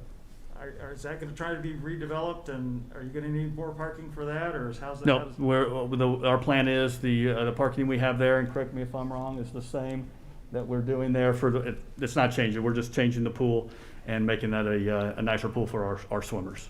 Okay. Councilman Erickson. Some of the other council members brought up something that I had not thought about. The traffic flow right now, when school's out, it goes over to 15th Street. And you said something about they go rapidly on 15th Street? Yeah, they do. So there will be no more buses then, as I understand it, going to the east and turning out on Ashton on 15th Street. Is that correct? They'll be coming out, the buses, when they get to the high school, you mean, No, yeah, like, from? because yes. this is gonna be closed, so we'll eliminate that traffic congestion at 15th and Ashton, correct? 15 and Ashton, yes, it would correct that. Now, we'll still have, our future plans is to make, there won't be any really buses there, there'll be more cars at our current freshman center, which is gonna be a career technical center. That'll be more cars that will be going to those locations. But here, there on Ashton, they will be coming out onto 22nd, is that correct? Yep, Yeah. yep, 22nd, on to 22nd. I don't know if I'm getting your Yeah, question. so currently, right now, the buses go, a lot of them come to the east and they go out either north or south on 15th Street. Right. And granted, that's a short period of time. And then currently, at the freshman center, the North Freshman Center, there's quite a bit of congestion at Vesper and 15th Street. And we could assume then that congestion would go away because there would not be busing from the freshman center over to the school. So in a sense, there's a little bit of alleviation of current congestion, mostly on 15th Street because of that. That is correct. Okay, thank you. Okay. Don't see any other hands up. We're gonna go to our city clerk for a statement. Mayor, we received the PowerPoint presentation today by the school district, which was not received in time to enter into the packet. So we have entered as Exhibit 2 for the rezoning and plan development concept plan, and Exhibit 4 for the vacation. Okay, duly noted. Thank you. Those will be added as exhibits since we didn't have them. There were a couple other slides there at the end, and basically it just shows you the meeting dates that we had with different entities. I just want to make sure that we talk to back about these, our plan, trying to get a plan together, meeting with CJC and different entities there when it comes to Ashton Drive. So just wanted you to know we had met with them quite a bit, so just wanted to show you that as well. So those will also be added to the exhibit? Yes, part of this. Okay, all right. Good enough. Thank you. Thank you very much. Now we're gonna go to the public. I have one visitor's appearance, I have one speaker's appearance form in support of Timothy Fugit. Come in and be sworn in.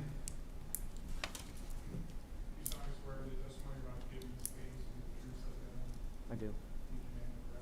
Timothy Fugit, F-U-G-I-T-T, 405 Northeast Gulfview Drive, Blue Springs, Missouri.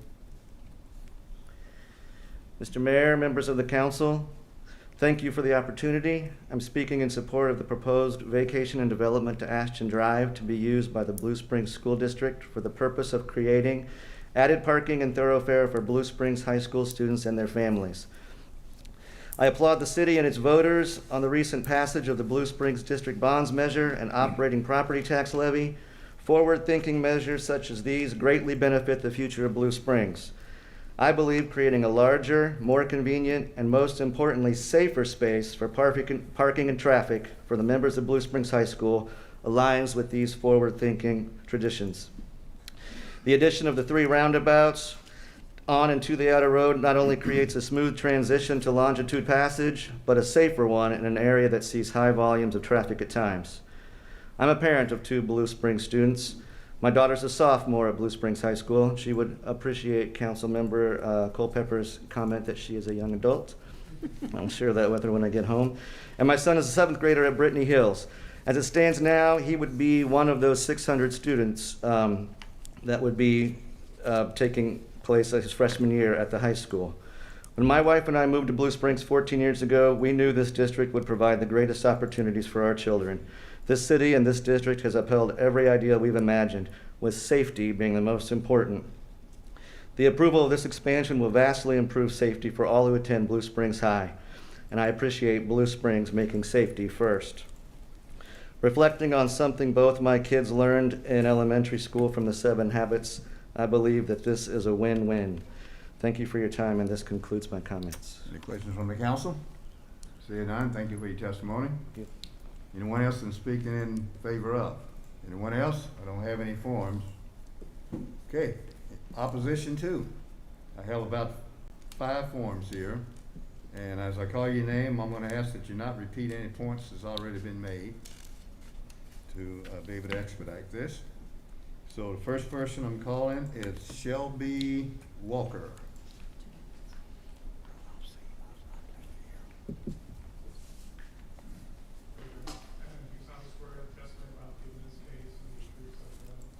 I do. Shelby Walker, 2815 Northwest Milford Place, Blue Springs, Missouri, 64015. As I was looking at the map and they were talking about the, would be the west entrance where they were coming into the parking lot for the parent pickup, that is very close to a house, and just dealing with that area, those cars are coming in slower, so the traffic is going to be continuing to back up even further down to whether it turns into Castle Drive or whether it heads back to Kingsridge. And Kingsridge is very busy anyway, and Ashton is one of, as you know, one of the main thoroughfares to get from the west side of town to the east side of town. Otherwise, you either have to take I-70, the outer road, maybe 40 highway.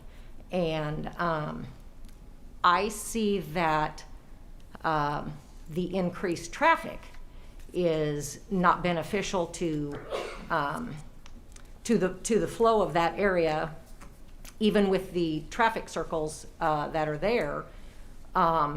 But in regards to the Freshman Center, where it currently is on Vesper, when our daughter attended there, we had both the North and the South freshman students there, and there was about 1,200 students at that time. And now there's half that many. And so to me, that is a much greater facility. The flow of traffic, yes, you still have parents coming in and picking up their students, but they're not going to be the addition as there would be at the high school. So my opinion would be in opposition of this proposal. Thank you. Next we have Jeff Rogers.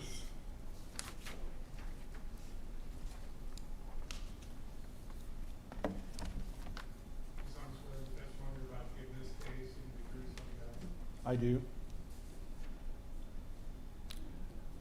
Most of you folks know that I was a police officer here for 26 years.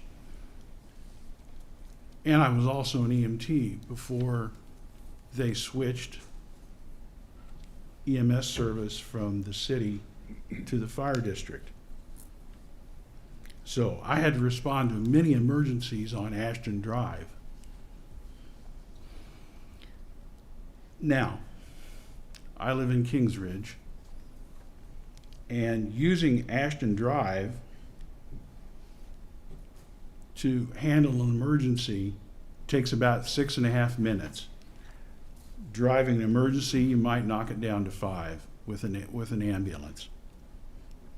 Now, driving 40 highway, if we close off Ashton Drive, the ambulance is going to have to take a different route, and they're going to have to go 40 highway to Woods Chapel Road, north on Woods Chapel Road to either Castle or Kingsridge Drive to access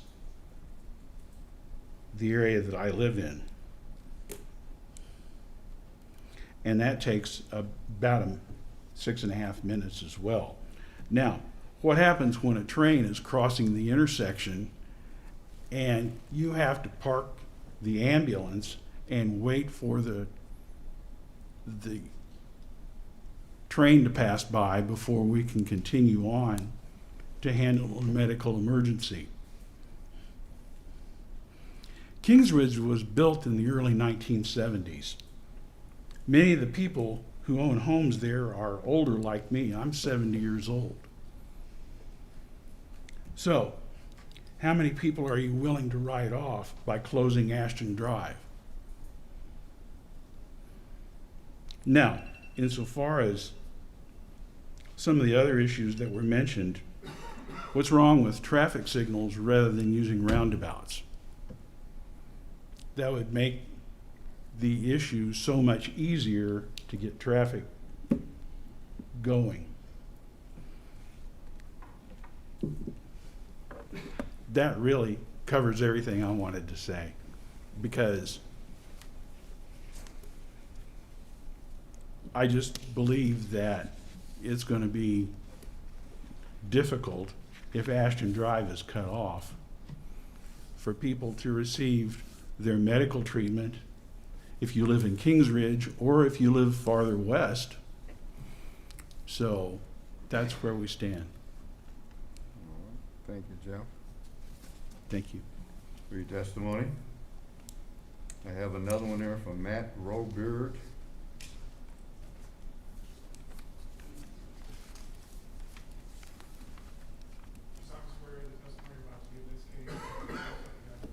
I do. My name is Matt Roberts. I live at 2913 Northwest Castle Drive, Blue Springs, Memo. I basically have 2 points that I want to make tonight. The first point is the same point that I made at the Planning Commission meeting. I'm not opposed to vacating Ashton Drive. I think that's probably okay. But the point I made was that you're going to have bicycle and pedestrian traffic across the area where Ashton Drive was, whether you want it or not, because you're going to have, more young kids at the high school. You're going to have, there's churches, people want to walk back and forth, people in the neighborhood are walking their dogs. So, don't make them navigate through an emergency gate in a parking lot. I think that concern has been addressed in the earlier presentation with the talk of the path there kind of along the north edge of the new parking lot that would go from the roundabout over to 19th Street. So as long as that stays in the plan, I think that's a good idea. The second point I have, a couple of years ago, that the school district redid the pickup loop and added the parent loop for the cars and the parking lot there on the north end of the high school. And this plan, basically tears all that out and redoes it. And, I understand they're trying to increase the capacity and all this, but it makes me think that somebody at the school district is not very good at long-range planning because, this infrastructure is 2 years old and we're going to tear it all out. Either that or, Pendergrast Ready Mix Concrete is alive and well and bidding on contracts for the Blue Springs School District. So, I don't oppose the idea of moving the freshmen or expanding the building. I think that's all good. I just think that, possibly for the future, there could be some more planning or some more ideas of, we know we're going to do this expansion, so let's wait and pay for it once, rather than tear up things that we already did. That's all I have. Okay, thank you for your Thanks. testimony. Carrie Martin.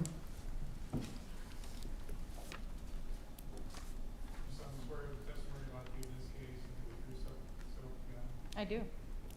Carrie Martin, 2306 Northwest Kensington Court, Blue Springs, Missouri. I'm obviously opposed to the plan for several reasons, mostly emergency related. Somebody mentioned that it's 22 seconds to go one way and a minute 22 to go the other. I'm sorry, but that's 1 minute in a medical emergency that can mean life or death. Every single second counts. They say they've spoke with the CJC and the police department. Did they speak with only the office personnel or did they speak with the boots on the ground? Because I have. Police officers use that road daily. They use it to get from the east side to the west side. A former firefighter has mentioned to me that he's highly opposed to the plan as well because Ashton Drive is the direct route between the east side and the west side of town.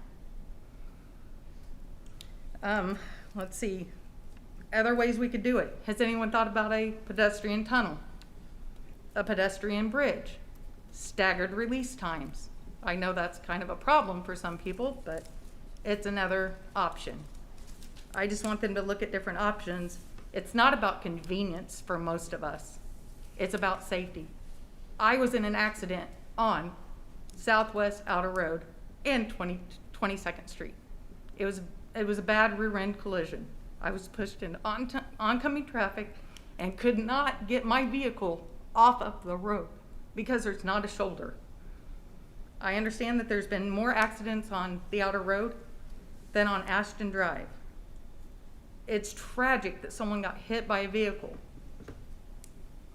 But these things, because young adults don't always think and they go in between traffic, a traffic signal right there, why wouldn't that work on Ashton Drive? I'm not talking about the outer road, I'm talking just Ashton Drive.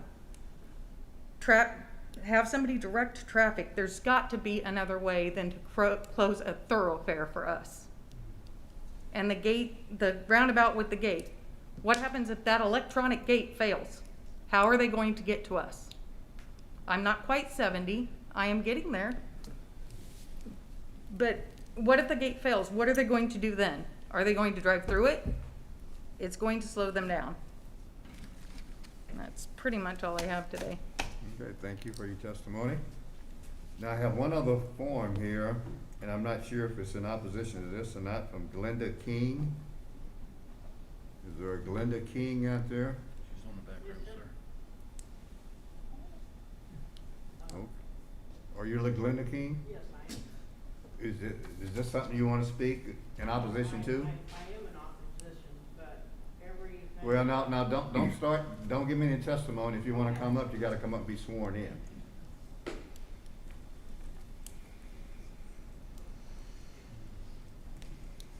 Okay, this gentleman over there will swear you in.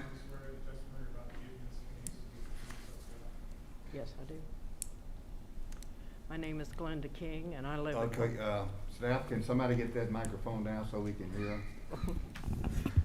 You can do it yourself. I'm trying. You're trying to do it yourself anyway. Oh, it won't work. Well, staff, why don't you come so she doesn't tear it up? All right, go ahead, Glenda. My name is Glenda King, and I live at 2313 Northwest Yorkshire, Blue Springs, 64015. And I've lived in my home since 1985. And I am in opposition of having this done, but everything has been covered. So I have nothing more to say other than I just wish they wouldn't close the road. Okay, well, thank you, Glenda, appreciate that. I'm going to bring it back up. I don't have any other visitor appearance forms. Can we see a show of hands, Your Honor, of those in opposition? So we have, I want you to show your hand, people in opposition to it. A whole bunch of you. Did they pretty much make the points you needed to make? I'm gonna give you, okay, you need to come up, and again, I'm gonna give you 2 minutes to make your statements, but please don't repeat points already been made, okay?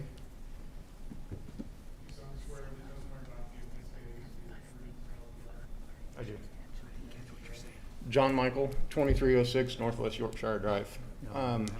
A lot of the points have been made, but there's a lot of things that are not being addressed. There was some grandstanding that went on with the video. Why did it take so long for the school district to address this when 2 years ago that took place? And what did they do after that accident? They put police on the street. There's a lot of options. I spent 7 years with the University of Texas A&M. They have an underground tunnel. They move 100,000 people a day, and they do not have the issues that they're claiming they have here. They show you all of these things on the screen, but that's the only option they've taken. I spent 7 years working and being part of the traffic control that takes place at Arrowhead Stadium, at Kauffman Stadium. We have spent years in these locations with traffic studies that don't ever make it to the table. They did one traffic study, and that's what they want to go with. There's so many other options. The electronic devices, take a look at Baltimore, Maryland in 2016. They had a gate on both ends shutting down a street. There was an apartment fire. Guess what happened with the apartment fire? No electricity. The fire department was delayed 9 minutes getting through those gates to get to that community. 2 children, 2 adults died in that fire. That's extreme. That's what we're talking about. Safety, walking through the buses goes on at every single school in this district. You can't say that this is going to fix walking between the buses. There are other options. Why not move this to the other side of the street? Okay. Look at the other Wrap it up options. so I can let somebody else talk. Pardon me? I say go ahead and wrap up your closing statement, because I got some other people Okay. I want to talk to. All we're asking is to look at other options and do not cut us off from the rest of the city. I was a fireman for 18 years. I can back up everything that was said about boots on the ground. All of that, I can back that up. I've been in the studies. I've done those sorts of things. But look at the economic impact that also this is going to place. I can tell you right now that I'm not going to mess with the outer road. I'm going to Menards in Independence. I'm going to the restaurants that are in Independence, so I don't have to deal with getting around all of this other stuff. Look at other options. Don't cut off the west side of the city from the east side of the city, and that's what this is going to do. Okay, thank you. Who else wants to speak? 2 minutes?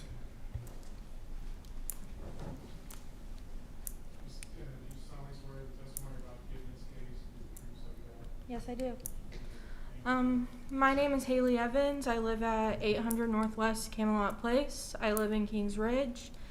And I'm just curious about the girl who was speaking earlier. She said that the construction of it will take place from November 2021 to August of 2023. What are we going to do in that 2 years of that being constructed? Are we just not going to be able to use that chunk of roads and stuff, or I'm just confused about that part. But obviously I can't ask you, so I just that's my only thing I have to say. And I'm sorry I didn't fill out a form. It's my first. Hopefully somebody from the district can get with you afterwards and answer your question. Okay, and that's all I have to say. Thank you. Okay, all Sorry right, I didn't fill out a thing. It's well, don't worry about it. my Don't worry first about time. it. Who else?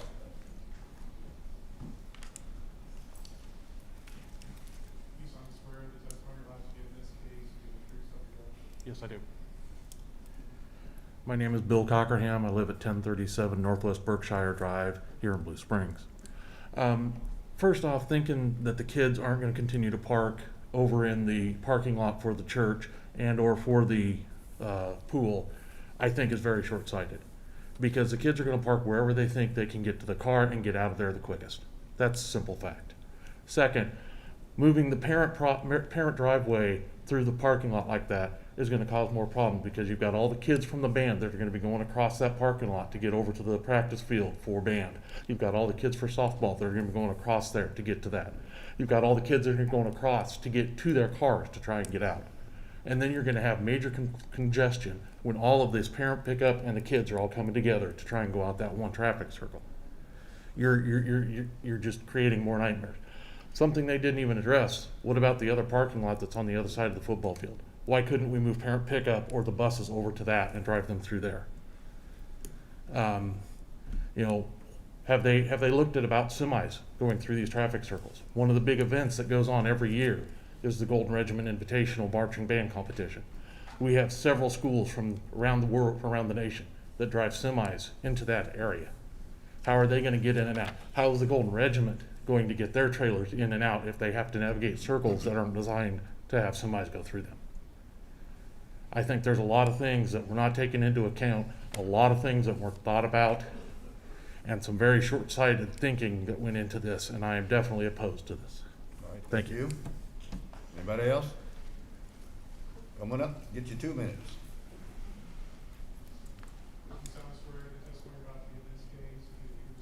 Yes, sir. George Martin, 2306 Northwest Kensington Court in Blue Springs. The lady who started this off said that the Community Development Committee approved the vacation of Ashton. I attended that meeting. They did not approve it. So I don't know if I misheard that or she misspoke. They did not approve that portion. Another thing is the gentleman said, you have the largest high school in one of the smallest areas, right? Stop trying to put more kids there. Build another high school. You're out of property. It's time to stop trying to smush all these kids into one little area. You need to build a third high school. That's all I have to say. Thank you. Thank you. Anyone else? I'm going to bring you back up here to council before we close this public hearing. Any comments from the council before we close this public hearing? Councilmember Edmondson. Well, last gentleman made a good point, and my thoughts on this, and I really feel for the school district in that you are landlocked and you are trying to do what's best for the kids, but it's it's like trying to pour water into a jug through a funnel. You can only get so much through the end of that funnel. And no matter how you hold that jug, it's still going to only allow so much water to go through. There's some good ideas maybe thrown out here about tunnels and things like that. Surely you probably guys have reviewed all those things and tried to figure out what to do. It's a difficult situation and it's not going to please anyone. And I will say I live in Willowbrook, which is right neighbor to the school, so I witness a lot of that traffic, a lot of that congestion every day through there. So they were some good points made. Thank you. Anyone else?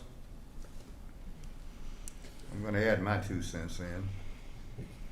I built my house in Kings Ridge in 1973. Took possession in January 1974. I have struggled trying to get my head wrapped around closing Ashton, because when I built my house in Kings Ridge, Ashton was stubbed. It was not a complete thoroughfare. And then it was an entrance in off of Woods Chapel, off of Castle and Kings Ridge. You went in on one of those and you came out on one of those. And if we wanted to come to the east, we had to go to I-70 or go down the Walnut or 40 Highway. So what I'm struggling with is closing that street. It's a real struggle for me to get my head wrapped around that. I'll leave it at that. Can I make a comment? Yeah, Councilmember Levisay. Well, I think what you're seeing up here, and I'll just cut through everything, there's a lot of cognitive dissonance going on, because I think everyone up here recognizes we want to try to help the school district. And I mean, I'm up here having heart palpitations because trying to figure out, I've talked to school board members today, I've talked to council members today, I called 3 people that I know live on Ashton, plus the comments we've got. Mr. Fugit, up until a couple months ago, was my neighbor. So I mean, there's no shortage of information here. I think there's a couple things this highlights for me. The big thing, I think, one is the communication between the city council and the school district. And I don't think it's anybody's fault. I think what was being staff driven from the school district standpoint and relationships with the city, I think the information you weren't getting a lot of feedback, and the feedback you were getting were positive, because from a staff perspective, there's not necessarily issues with this. But the decision makers weren't really being consulted about this until the planning commission turned it down. And so I think, I'm not going to point fingers at whose fault that was. I think it was, some staff concerns there. But I think that's something a lot of us have talked about. We've got to improve the communication between the school board, the city council, the school district, because while there were plans out there, there was no opportunities for feedback until very recently.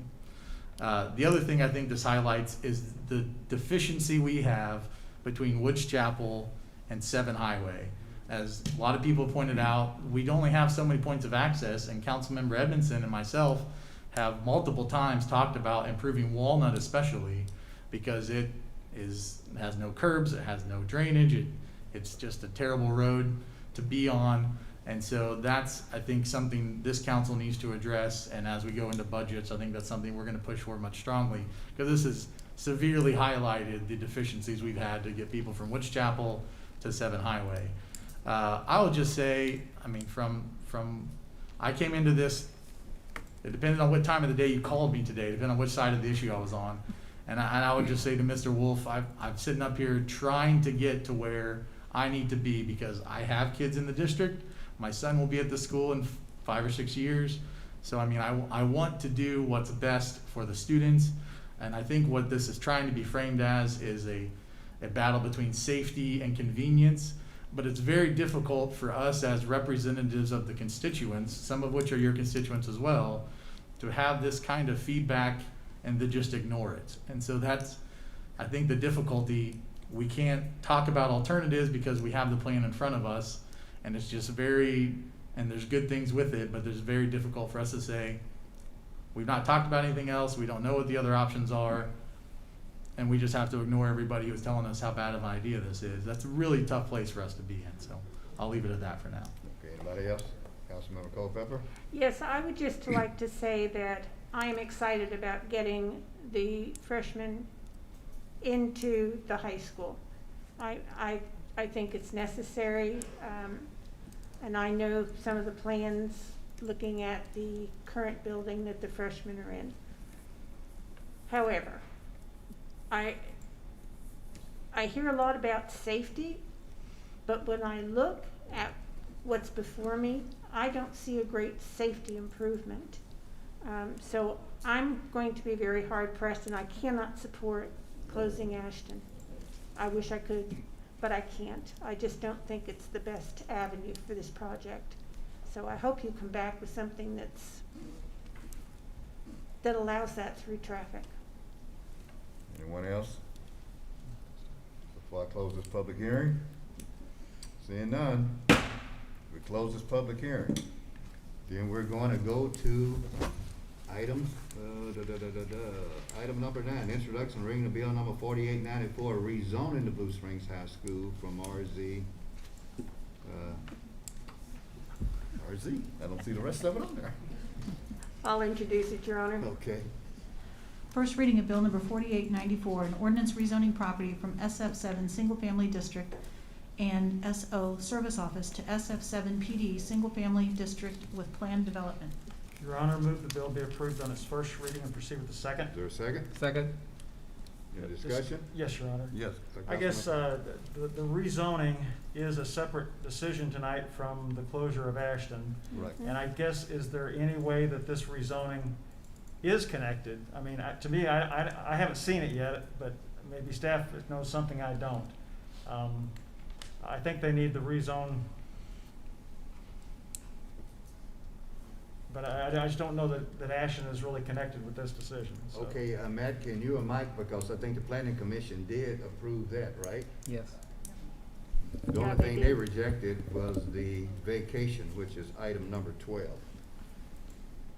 Yes, that's correct. The rezoning would rezone the property to a SF7 with a planned development, and anytime there is a planned development, there is a planned development concept plan. That concept plan that is before you this evening is predicated upon the fact of Ashton being vacated. So they are linked, even though they are two separate actions. So what the zoning does is create a campus plan for the school district property at Blue Springs High School. And that plan shows Ashton being vacated in order to make room for this parking lot.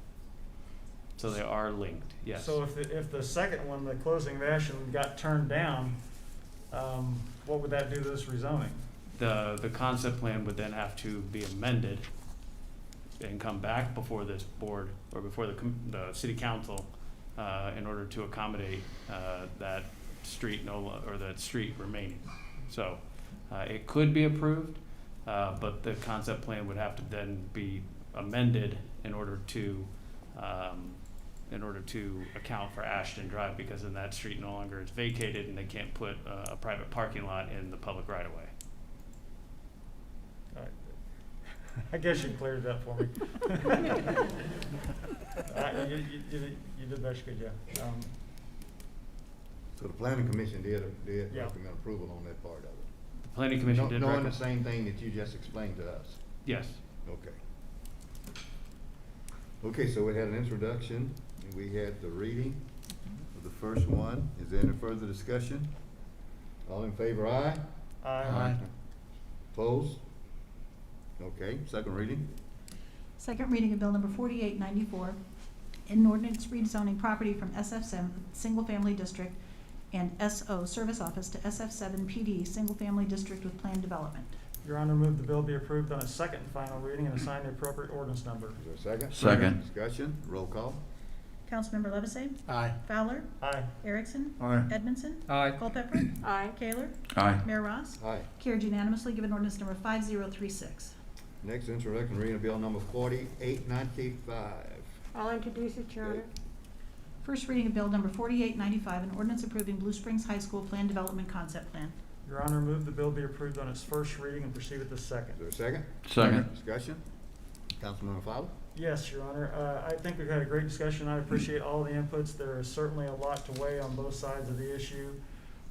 One piece of information that I guess I would like to have is there a consensus amongst the district leadership in District 2? Are they split? Consensus one way or the other? Because I do think it's important that their opinions matter, especially since they've listened to a lot of residents in this. But I'll go first. How about that? Since you're asking us, I'll jump in there. Seniority, I get the first ring. I can't support the vacation of Ashton, and for some of the reasons I stated that, and then some of the reasons that other council members have stated. You know, I think there's got to be another way of doing this to achieve what you want, but still be able to have a thoroughfare through there. To be able to at least work something out on that to get this to go through. But as it sits right here, again, it seems like we're adding just more congestion to an already congested area. And I know safety is a concern, and you fully stressed that that's your number one concern, and I truly believe that. But I don't think what we're doing here is that much of an improvement in the safety, as Councilman Culpepper had said. So I cannot support the vacation of Ashton. Councilman Levesey, you want to add? Well, I'm never going to turn down an opportunity to talk, so, no, I mean, I wouldn't say I disagree. I think, and I guess what I didn't say earlier was, not everyone I've talked to is opposed to this. And I don't know that conceptually even I'm entirely, if I'm being honest, opposed to the idea of vacating Ashton. I just don't feel like this plan, I feel like if we were doing something that's monumental, what would happen would be similar to what we do in a bond project. That we would get the community involved, we would I talked to 3 of the 4 houses on the north side of Ashton today, not a single one knew about this project. I talked to people who live on 15th Street, nobody knew about this project. So I just feel like there's not enough community engagement for something that's monumental for me to sit up here and say, you got my stamp of approval, and I think that's the concern. I'm not entirely opposed to the concept. I think they have to grow north. There's no other options. Or they build a third school, but that's 10 to 15 years away. So, I mean, I don't disagree. I just feel, ideally we have alternatives here, so. Does that answer your question? Yep, sure does. Okay, so, all in favor, Councilmember Edwards? Since you asked that question, pardon me, District 1 is also involved in the high school, not in the residential area, not the passage, not all of that stuff. So I do believe that District 1 representation is important. I think Councilmember Kaler has pretty much intimated that he's not in support of it. I don't want to put words in his mouth. I am in support of it. To the folks in the audience, I understand, and I don't want to be argumentative, but I believe I'm correct. There is an EMS vehicle at station number 2. Is that not right? Don't we have a? Who you asking? I'm asking the staff, excuse me, do we not have an EMS vehicle at Station 2? Yes, Med 2 is at station number 2 on Kingsridge Drive, next to Woods Chapel Road. Okay. We have 5 in the district, is that correct? Correct, however, number 4 is actually in Grain Valley. So the concept that an EMS vehicle would have to come from Station 1 or Station 3 would be only if the one at Station 2 is not available, so that those folks that were concerned about emergency vehicles are served currently, and that would be where they would come from. That's correct, right? That's a correct assumption, yes. And then the other one, and this is a little bit argumentative, but not a lot. Please don't. I know. We're talking about east-west traffic way, and someone in the audience said that it's a straight-through path, and I'm struggling with that because it comes, you have Castle and Kings Ridge that meet onto Ashton. If I get this wrong, I apologize. And then Ashton goes over to 15th Street and then it stops. And then you either have to go to the outer road to go east, or you have to go south to, I can't think of the name of the street, the one that goes to Artie Mize. So our east-west thoroughfare is really an east-west thoroughfare, but it has an option, either go south or you go to the north side. So the east part of that thoroughfare is not really blocked off at all. But I get that the access to it is, but you're gonna go to the north side, and I don't see a traffic flow issue. And so I support it, and since you asked those questions, I wanted to toss that out there. Okay, thank you. Okay, where are we? I'm lost track. This is first reading, vote on first reading. Okay, all in favor, aye? Aye. Opposed, same sign? Aye. What? You said opposed, same sign, right? Right. Mhm. So I'm opposed to approving it. Okay. Motion carries with a vote of 6 to 1. Councilman Fowler? All right. Second reading of bill number 4895, an ordinance approving Blue Springs High School Plan Development Concept Plan. Your Honor, move the bill be approved on its second and final reading. Sign appropriate ordinance number, okay, is there a second? Second. Okay, discussion, Councilman. So that just approved the concept plan, so that approved the Ashton connection. Or, I mean, No. vacation. Yeah, vacation, we're gonna vote on that separately. That's coming up Okay. next. Okay, so the concept plan still contains it though, right? Right, but if you turn the vacation down, they would have to change the concept plan. Okay. Without the vacation. All right, I understand very well. Okay, any other comments? Otherwise, roll call, please. Councilmember Fowler? Aye. Councilmember Erickson? Aye. Edmondson? Aye. Culpepper? Aye. Kaler? Aye. Levesey? Aye. Mayor Ross? Aye. Motion carries unanimously. Next we Given have, ordinance number 5037. I apologize. next we'll have the introduction and read of bill number 4896, which would be the vacation of the existing I'll street. introduce it, Your Honor. Okay,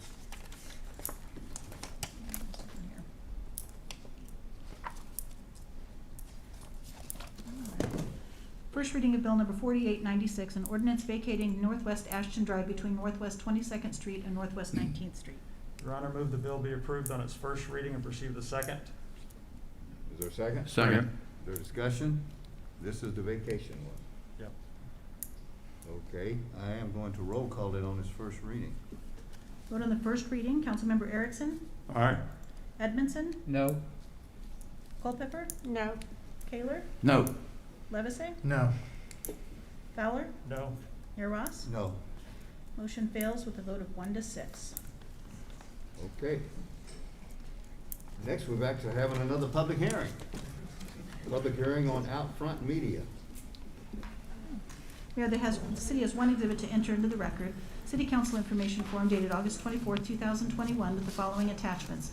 Staff report with attachments, application with attachments, affidavit of publication in the Examiner on August 7, 2021, 185-foot notification map, names and addresses of property owners within 185 feet of the site, copy of letter sent to said property owners, Title IV Land Use Section of Blue Springs Code of Ordinances by reference, 2014 Comprehensive Plan by reference, PowerPoint presentation from applicant, and Bill number 4897 approving the conditional use permit. This is all we have to offer for the record. And we will let them get out. Okay. All right, you ready to do it on behalf of the city? Thank you, Mayor. Thank you, Council. Before you this evening is a request for a conditional use permit for the conversion of an existing billboard to an electronic billboard at northwest corner of Northeast Jefferson Street and Northeast 20th Street.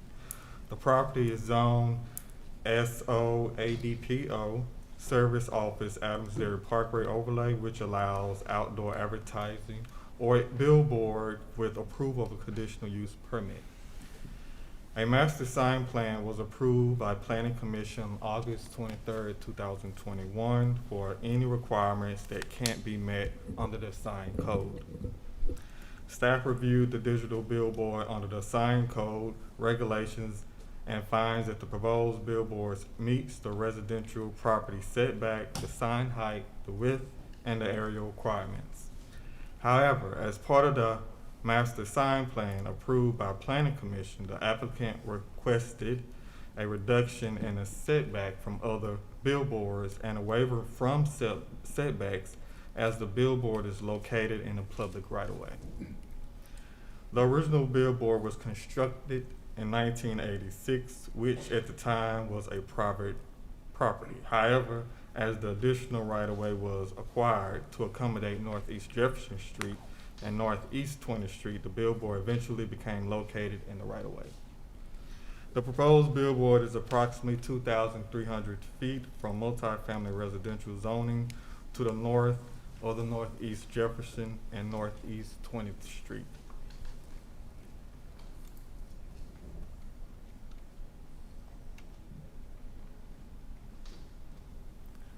The proposed billboard face is 49 feet tall from grade to top of sign area. The sign area is 48 feet by 14 feet for the total of 672 square feet. Both the sign area and sign height meet sign code requirements.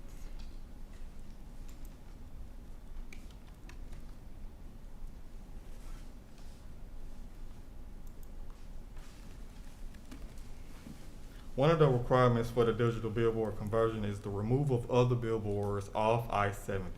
The applicant has 7 billboards elsewhere in Blue Springs that they'll be removing. As part of the approved master sign plan, the applicant requested to not have the removal of the entire billboard structure below grade as required by sign code. They requested to remove the billboard structure down to 6 inches above the grade and capped with filled with gravel. This request has been made to create a little disturbance to the existing sites as possible. Staff reviewed the billboard under outdoor advertising special use standards and finds that all standards have been met, and the billboard is approximately located in a commercial zoning district adjacent to I-70 and Northeast Jefferson Street. The Planning Commission held public hearing on August 23rd, at which no one spoke in favor or opposition to the request. The Planning Commission recommended approval of the conditional use permit, 7 in favor and 1 opposed. Staff recommend approval of the conditional use permit with 4 conditions. I'll be happy to answer any questions you all may have. Are there any questions from council? Councilmember Fowle. Cole. Thank you, Your Honor. It was District 3, you were close. You said that they wanted to leave 6 inches above grade. What is the point of that? Are we just leaving a trip hazard, or why do we leave that? Below grade. Oh, it's going below Yeah, grade. below grade, Oh, yeah. forget my question. I'm sorry about that. Thank you. Anyone else?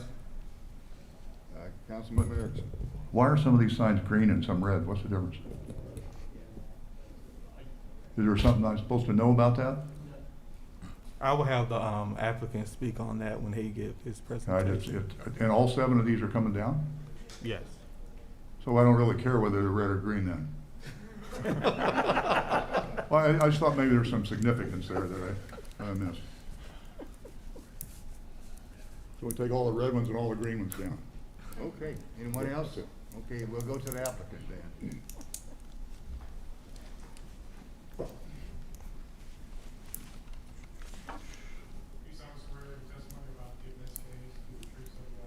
I do.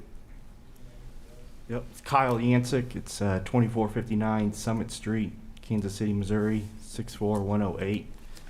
And Mr. Mayor, you did have a nice builder when you built that house, because that was my grandfather, J.R. Stewart. Oh, yeah. That very first one in Blue Springs. Yep. So I got a little slide here.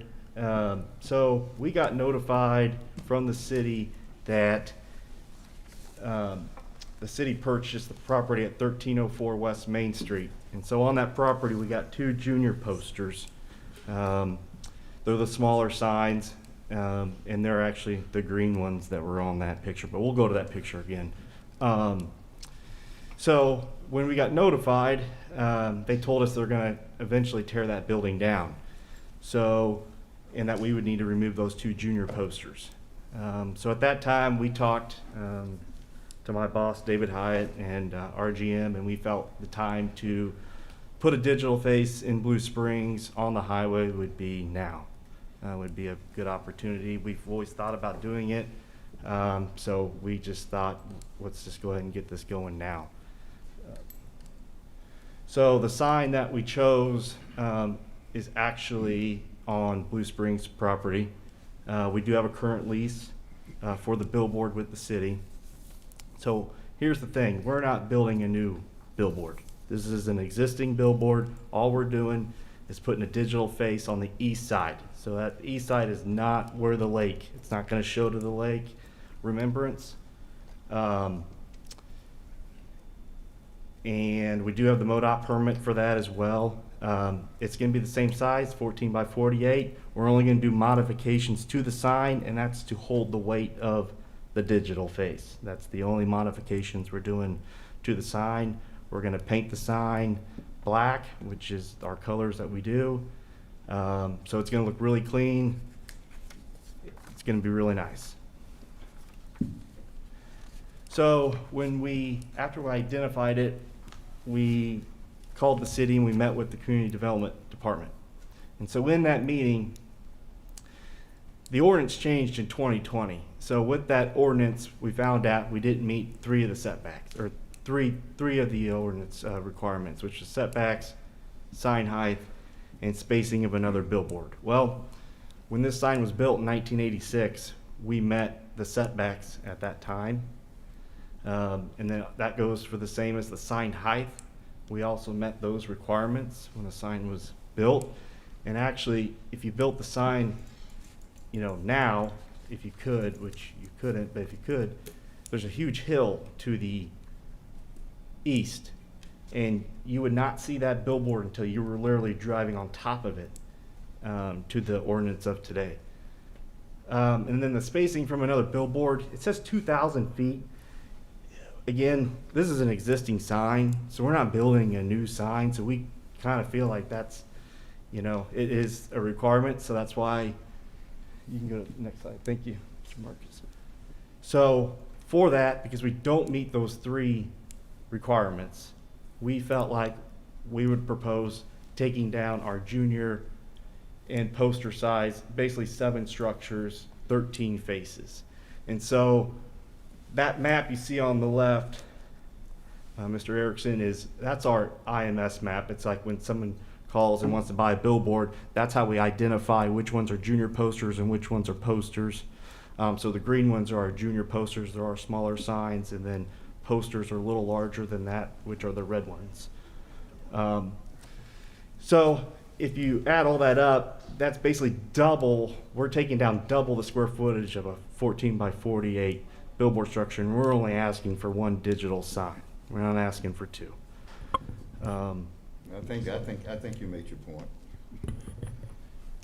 That we understand what you're saying. Yeah, so then the only thing I have left is showing you the pictures of the signs in your city. And the removal process is, we cut them 6 inches below grade and just fill them up and cap them. That way we're not disturbing the land, depending if it's parking lot or hills next to poles, things like that. So they're nice and clean, and we go on. So if anyone has any questions. Okay. Any questions? Councilmember Fowler. Yeah, somewhat of a comment, but you're going to be a tough act to follow. I think that for me, you're setting a new standard here of trade-offs, taking down 7 and only wanting 1 back. I like that. So that's a good standard to set. Thank you. Thank you. Okay, 7 for 1. Yeah. Very generous of all. Okay, well, thank you for your testimony. I think we'll go to the public. Anyone who would like to speak in support of, opposition to. Close the public hearing. Who would like to introduce it? I'll introduce, Your Honor. Okay. First reading of bill number 4897, an ordinance approving a conditional use permit to allow a billboard at 1901 Northeast Jefferson Street. Your Honor, move the bill be approved on its first reading and proceed with the second. Second. Discussion? All in favor, aye? Aye. Opposed, same sign. Second reading of Bill number 4897, an ordinance approving a conditional use permit to allow a billboard at 1901 Northeast Jefferson Street. Your Honor, move the bill be approved on its second reading and assign the appropriate ordinance number. Second? Second. Discussion? Yeah, I should ask one question. The conditional use permit is conditional upon these signs coming down simultaneous to the other sign going up. Staff?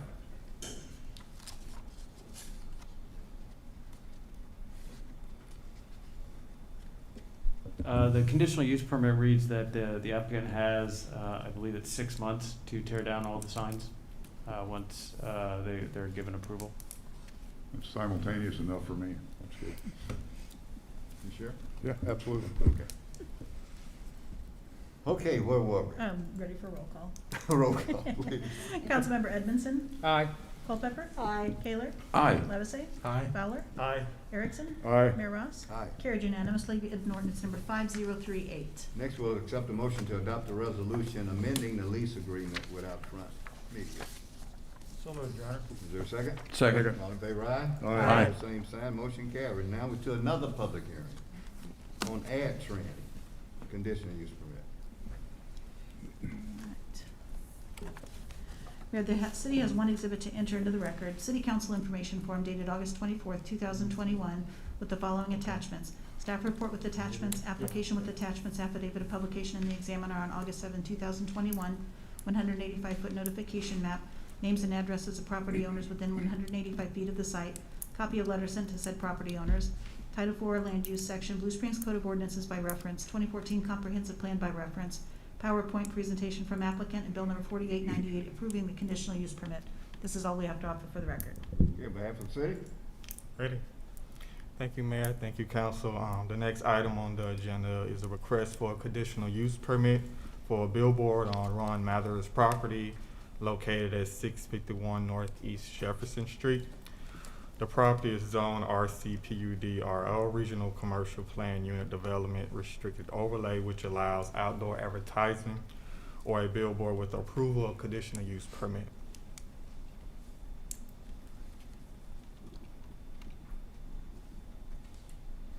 Staff reviewed the billboard under the sign code regulations and find that the proposed billboards meets all development standards containing within the sign code. The billboard meets the minimum 2,000-foot separation standards from other billboards along I-70 and Jefferson Street. The nearest billboard is located approximately 2,900 feet to the east between Northeast Adams Dairy Road and Lake Remembrance. All other standards have been met, including a minimum 300-foot setback from residential. The proposed billboard approximately is 361 feet from residential zoning to the east of Jefferson. Self-storage, all other setbacks based on the sign area and height have been met from front and side of the property lines.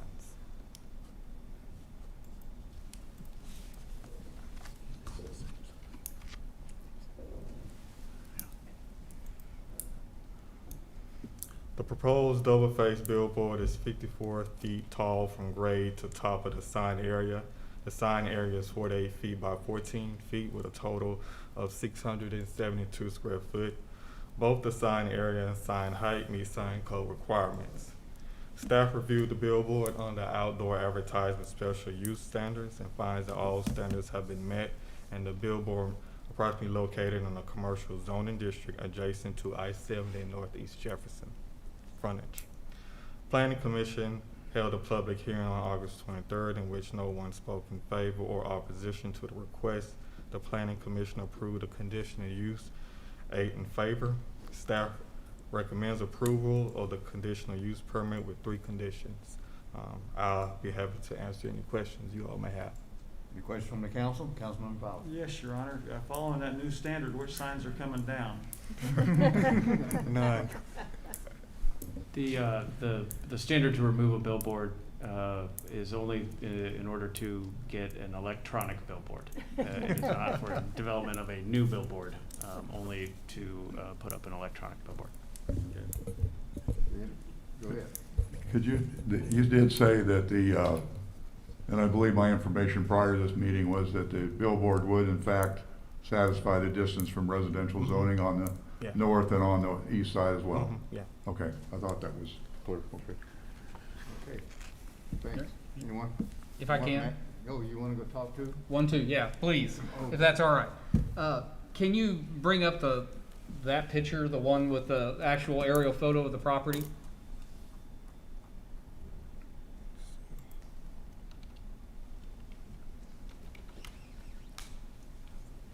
I think it's like 248, yeah. So where on that piece of property will this be positioned? The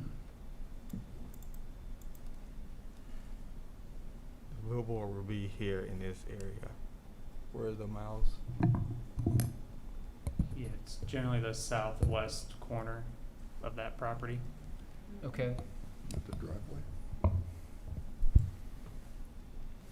So once this billboard's put in position, it's not gonna interfere with the future development of that property, is it? The property's already developed. That aerial is a little bit out of date. The site was developed earlier this year and recently finished completion. Okay. That's all I have, that's all I Okay. wanna know. Is there one here from Adtrin? Okay, you wanna come up, be sworn in? Stand for any questions council might have?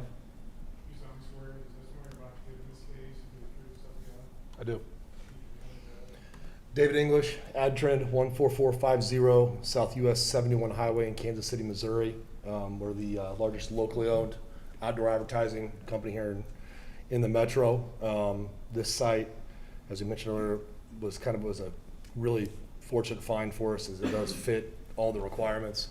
It is a static board. Unfortunately, we do not have the capability to take down or any other structures to take down in the area. I would love a digital, but my little old company can't take down boards. With that said, I'll answer any questions you have about the static structure. Any questions from the council? Seeing none, thank you. We'll go to the public. Anyone in the audience like to speak in support of? Support of, opposition to, opposition to. Close the public hearing. We would like to introduce bill number 4898. I'll introduce, Your Honor.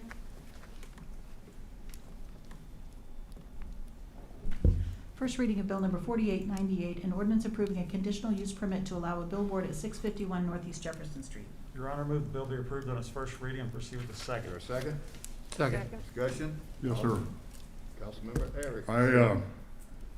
I'm going to oppose this only because I oppose the project that's there at this time, and I think I was the only one that voted against it. So I'm conflicted, even though it meets all the standards, and I have no problem with it from that standpoint. I don't see how I can vote for and vote against, so I don't know how to handle that one, so I just want to say that ahead of time. That's a decision that only you can make. I know, I got you. Okay, Councilmember Fowler. In the same light, there is review criteria. The application furthers the intent of the proposed zoning district and supports that of any abutting districts. I think that's a judgment call. I will not be supporting this conditional use permit. Okay. All in favor, aye? Aye. Opposed, same sign? Aye. 2 out, 2 noes. Okay, second reading. Second reading of bill number 4898, an ordinance approving a conditional use permit to allow a billboard at 651 Northeast Jefferson. Your Honor, move the bill be approved on its second reading and assign the appropriate ordinance number. Is there a second? Second. Discussion, roll call. Councilmember Culpepper? Aye. Kaler? Aye. Levisay? Aye. Fowler? No. Erickson? No. Edmondson? Aye. Mayor Ross? Aye. Carried with a vote of 5 to 2. Given ordinance number 5039. Next, we accept a motion to adopt resolution 65-2021, amending city's government fund balance policy. So moved. Is there a second? Second. Any discussion? All in favor, aye? Aye. Opposed, Whoa, same whoa, sign. whoa. I had a discussion. If that's okay before we vote? Go ahead. I'm sorry, I said I do. So if we adopt this resolution, the aye votes or the no votes, that's it. There's no more vote on that, is that correct? Yeah. Okay, After and this then, resolution. and this resolution and, just save time, the following resolutions are, as I understand it, the same as they were back in August, correct? I mean, I can't. Christine, is that what it's on? Yes, they are, the next 4 items all relate to the resolution that was passed on July 19th. I'm going to grab that. Resolution 52-2021 included several items to implement loggers L6 in the transition, and the reserve policy is one of those items. Okay, and then just to be clear, and I guess maybe to put it on the record again, at that time, at that meeting, I wanted to vote separately on this issue and separate the, these from the street, Funding, yeah. the money for the streets that's now in the budget. And I couldn't do that, so I abstained on those. I will not be abstaining on those. I will be voting against these, so I want to be sure my aye is heard on the abstain part, or not the abstain, on the negative part. Okay, so now we will take the vote Your Honor. on the resolution. That's Somebody good. else? I just said I'm gonna be consistent with my prior vote as well and vote no on the next few. So. Okay. Okay, so all in favor say aye. Aye. Opposed say no. No. So you got 2 noes. Resolution passed. Now we have introduction reading of bill number 4899, amending the FY 2020-21 budget. I'll introduce, Your Honor. Okay. All right, first reading of bill number 4899, an ordinance amending the 2020-2021 annual budget of the city of Blue Springs, Missouri.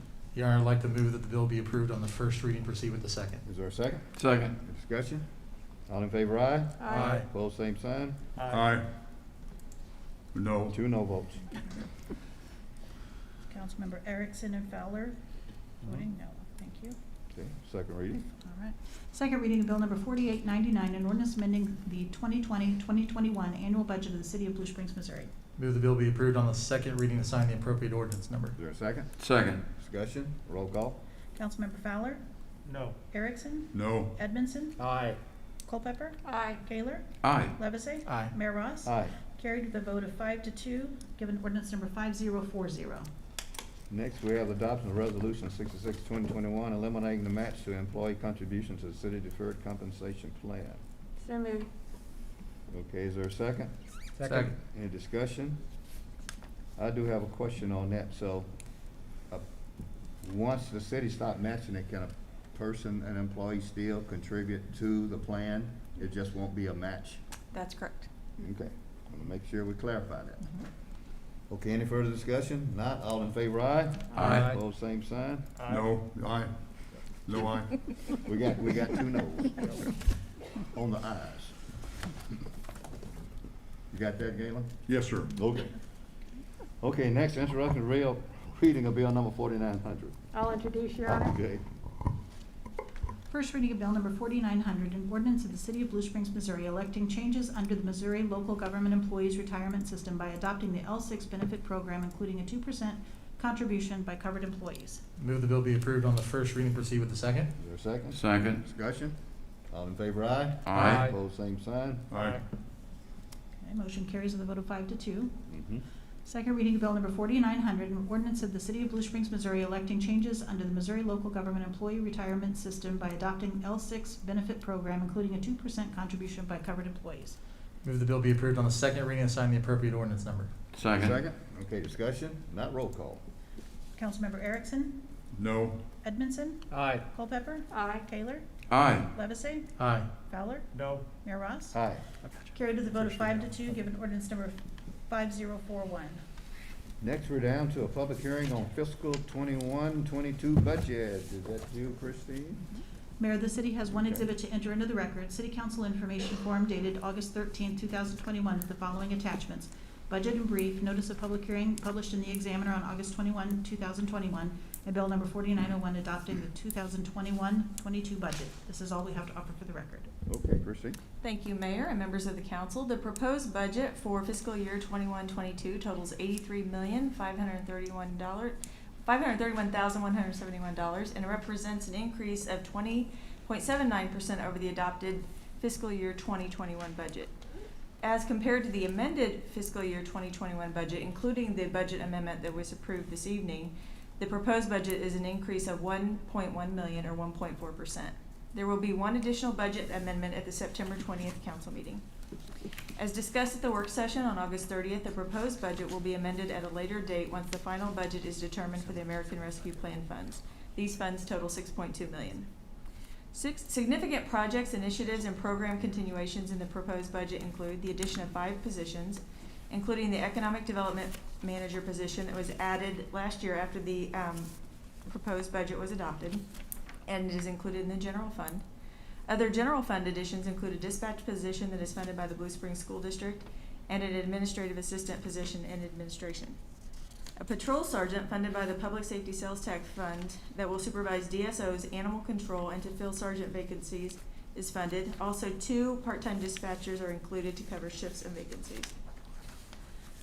Also included is the funding for the L6 2% employee contributory plan and the elimination of the deferred comp match. This change increases the budget for retirement by approximately $100,000.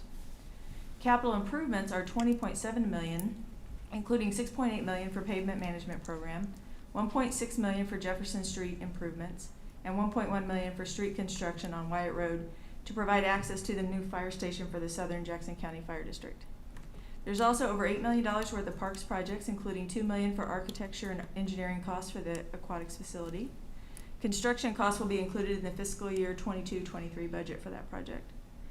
There's $1.8 million included for improvements to Pink Hill Park and improvements in funding to complete the trail loop at Grounds Park along Jefferson from ADP to the Lake Dam. Many other city parks also have planned improvements. The details for these projects are included in the budget document starting on page 233. The 3-year water and sewer rate study will be conducted next summer to establish rates for 2023, 24, and 25.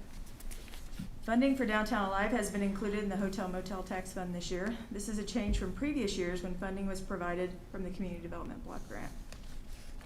The budget includes the revised general fund reserve policy of 25%, consisting of an 8% budget stabilization fund and a 17% emergency reserve fund.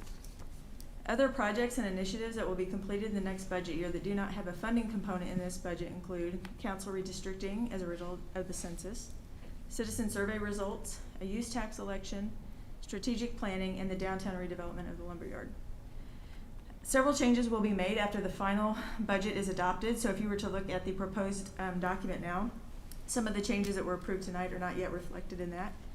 So the final adopted budget will include updating the reserve policy, updating the pay structure in the appendix to reflect current pay ranges in effect, and the new property tax levy that will be discussed and proposed at the September 20th council meeting. Those are all the comments I have. Okay, any questions from the council? See, now we go to the public. Anyone in the audience like to speak in support of? Support of. Opposition to? Opposition to?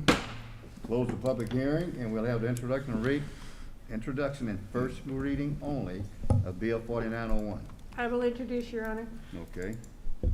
First reading of Bill number 4901, an ordinance approving, adopting, and appropriating the annual operating and capital budgets of the City of Blue Springs, Missouri for the fiscal year October 1, 2021 through September 30, 2022. Move the bill be approved on the first reading only. Okay, is there a second? Second. Any discussion on it? Councilmember Fine. Your Honor, I just would like to say that staff went through a very difficult time throughout this budget because we also talked about a lot of other controversial issues. I appreciate everything staff's done. I think they did a great job. At this point, I will not be supporting it, but I really appreciate all the effort that went into it. Thank you for those comments. Your Honor. Yes. I was gonna say the same thing, but thanks for saying that. Okay. Ditto. Ditto. Okay. Okay, all in favor, aye? Aye. Opposed, same sign? Aye. 5-2. Okay, thank you. Okay, get us down to visitors. This has been one tonight. Okay, Travis, I got a card from you. Yep. I'm gonna give you your 2 minutes of fame. Oh, yeah. All right. Well, originally, the change of agenda kind of makes it so that our young people had to leave. Good play. Secondly, I just want to find out who has any concerns on conversion therapy ban. I mean, I want to know what the concerns are so that we can address it. Well, we're not gonna interchange. You You're make not the going to comments in interchange? your 2 Okay. minutes. Well, I know what your concerns are. Could you raise your mic a little bit? Okay, yeah, I know. It was short. I'm just kidding. All right, I already know the concerns. You're worried about who's going to enforce this. And that's one I keep hearing. And you know we have a special victims unit at the police department. That would be who would enforce this. So that's squashed. Secondly, like I said, we had a great group of young people out here. And because you've changed it to late, they had to leave. We have quite the diversity in Blue Springs, okay? All we're trying to do is keep our kids safe, okay? These kids, they probably don't even know at that age, but we're gonna put them through torture just because. Let's do this, ban. Let's end this. I mean, it's already been approved by the HRC. We've been waiting on this for a year and a half. And can we move forward on this? Because we're not gonna stop coming. I mean, you can make it till midnight, we'll still come. So that's really what I'm asking, is that we move on this, because torturing kids is not the answer. And I know none of you support torturing children. Had many conversations. But anyway, like I said, I actually emailed you and didn't get a response, but I sent you the paperwork. All right, 2 minutes. Okay. Next I have mayoral announcements. Going straight to Gandhi. And the quote, "Be the change you want to see in the world." End quote. Now I accept the motion to adjourn. So move. For a second. Second. All in favor, aye. Aye. Both same sign, we're done. Is this mine to keep, Chair?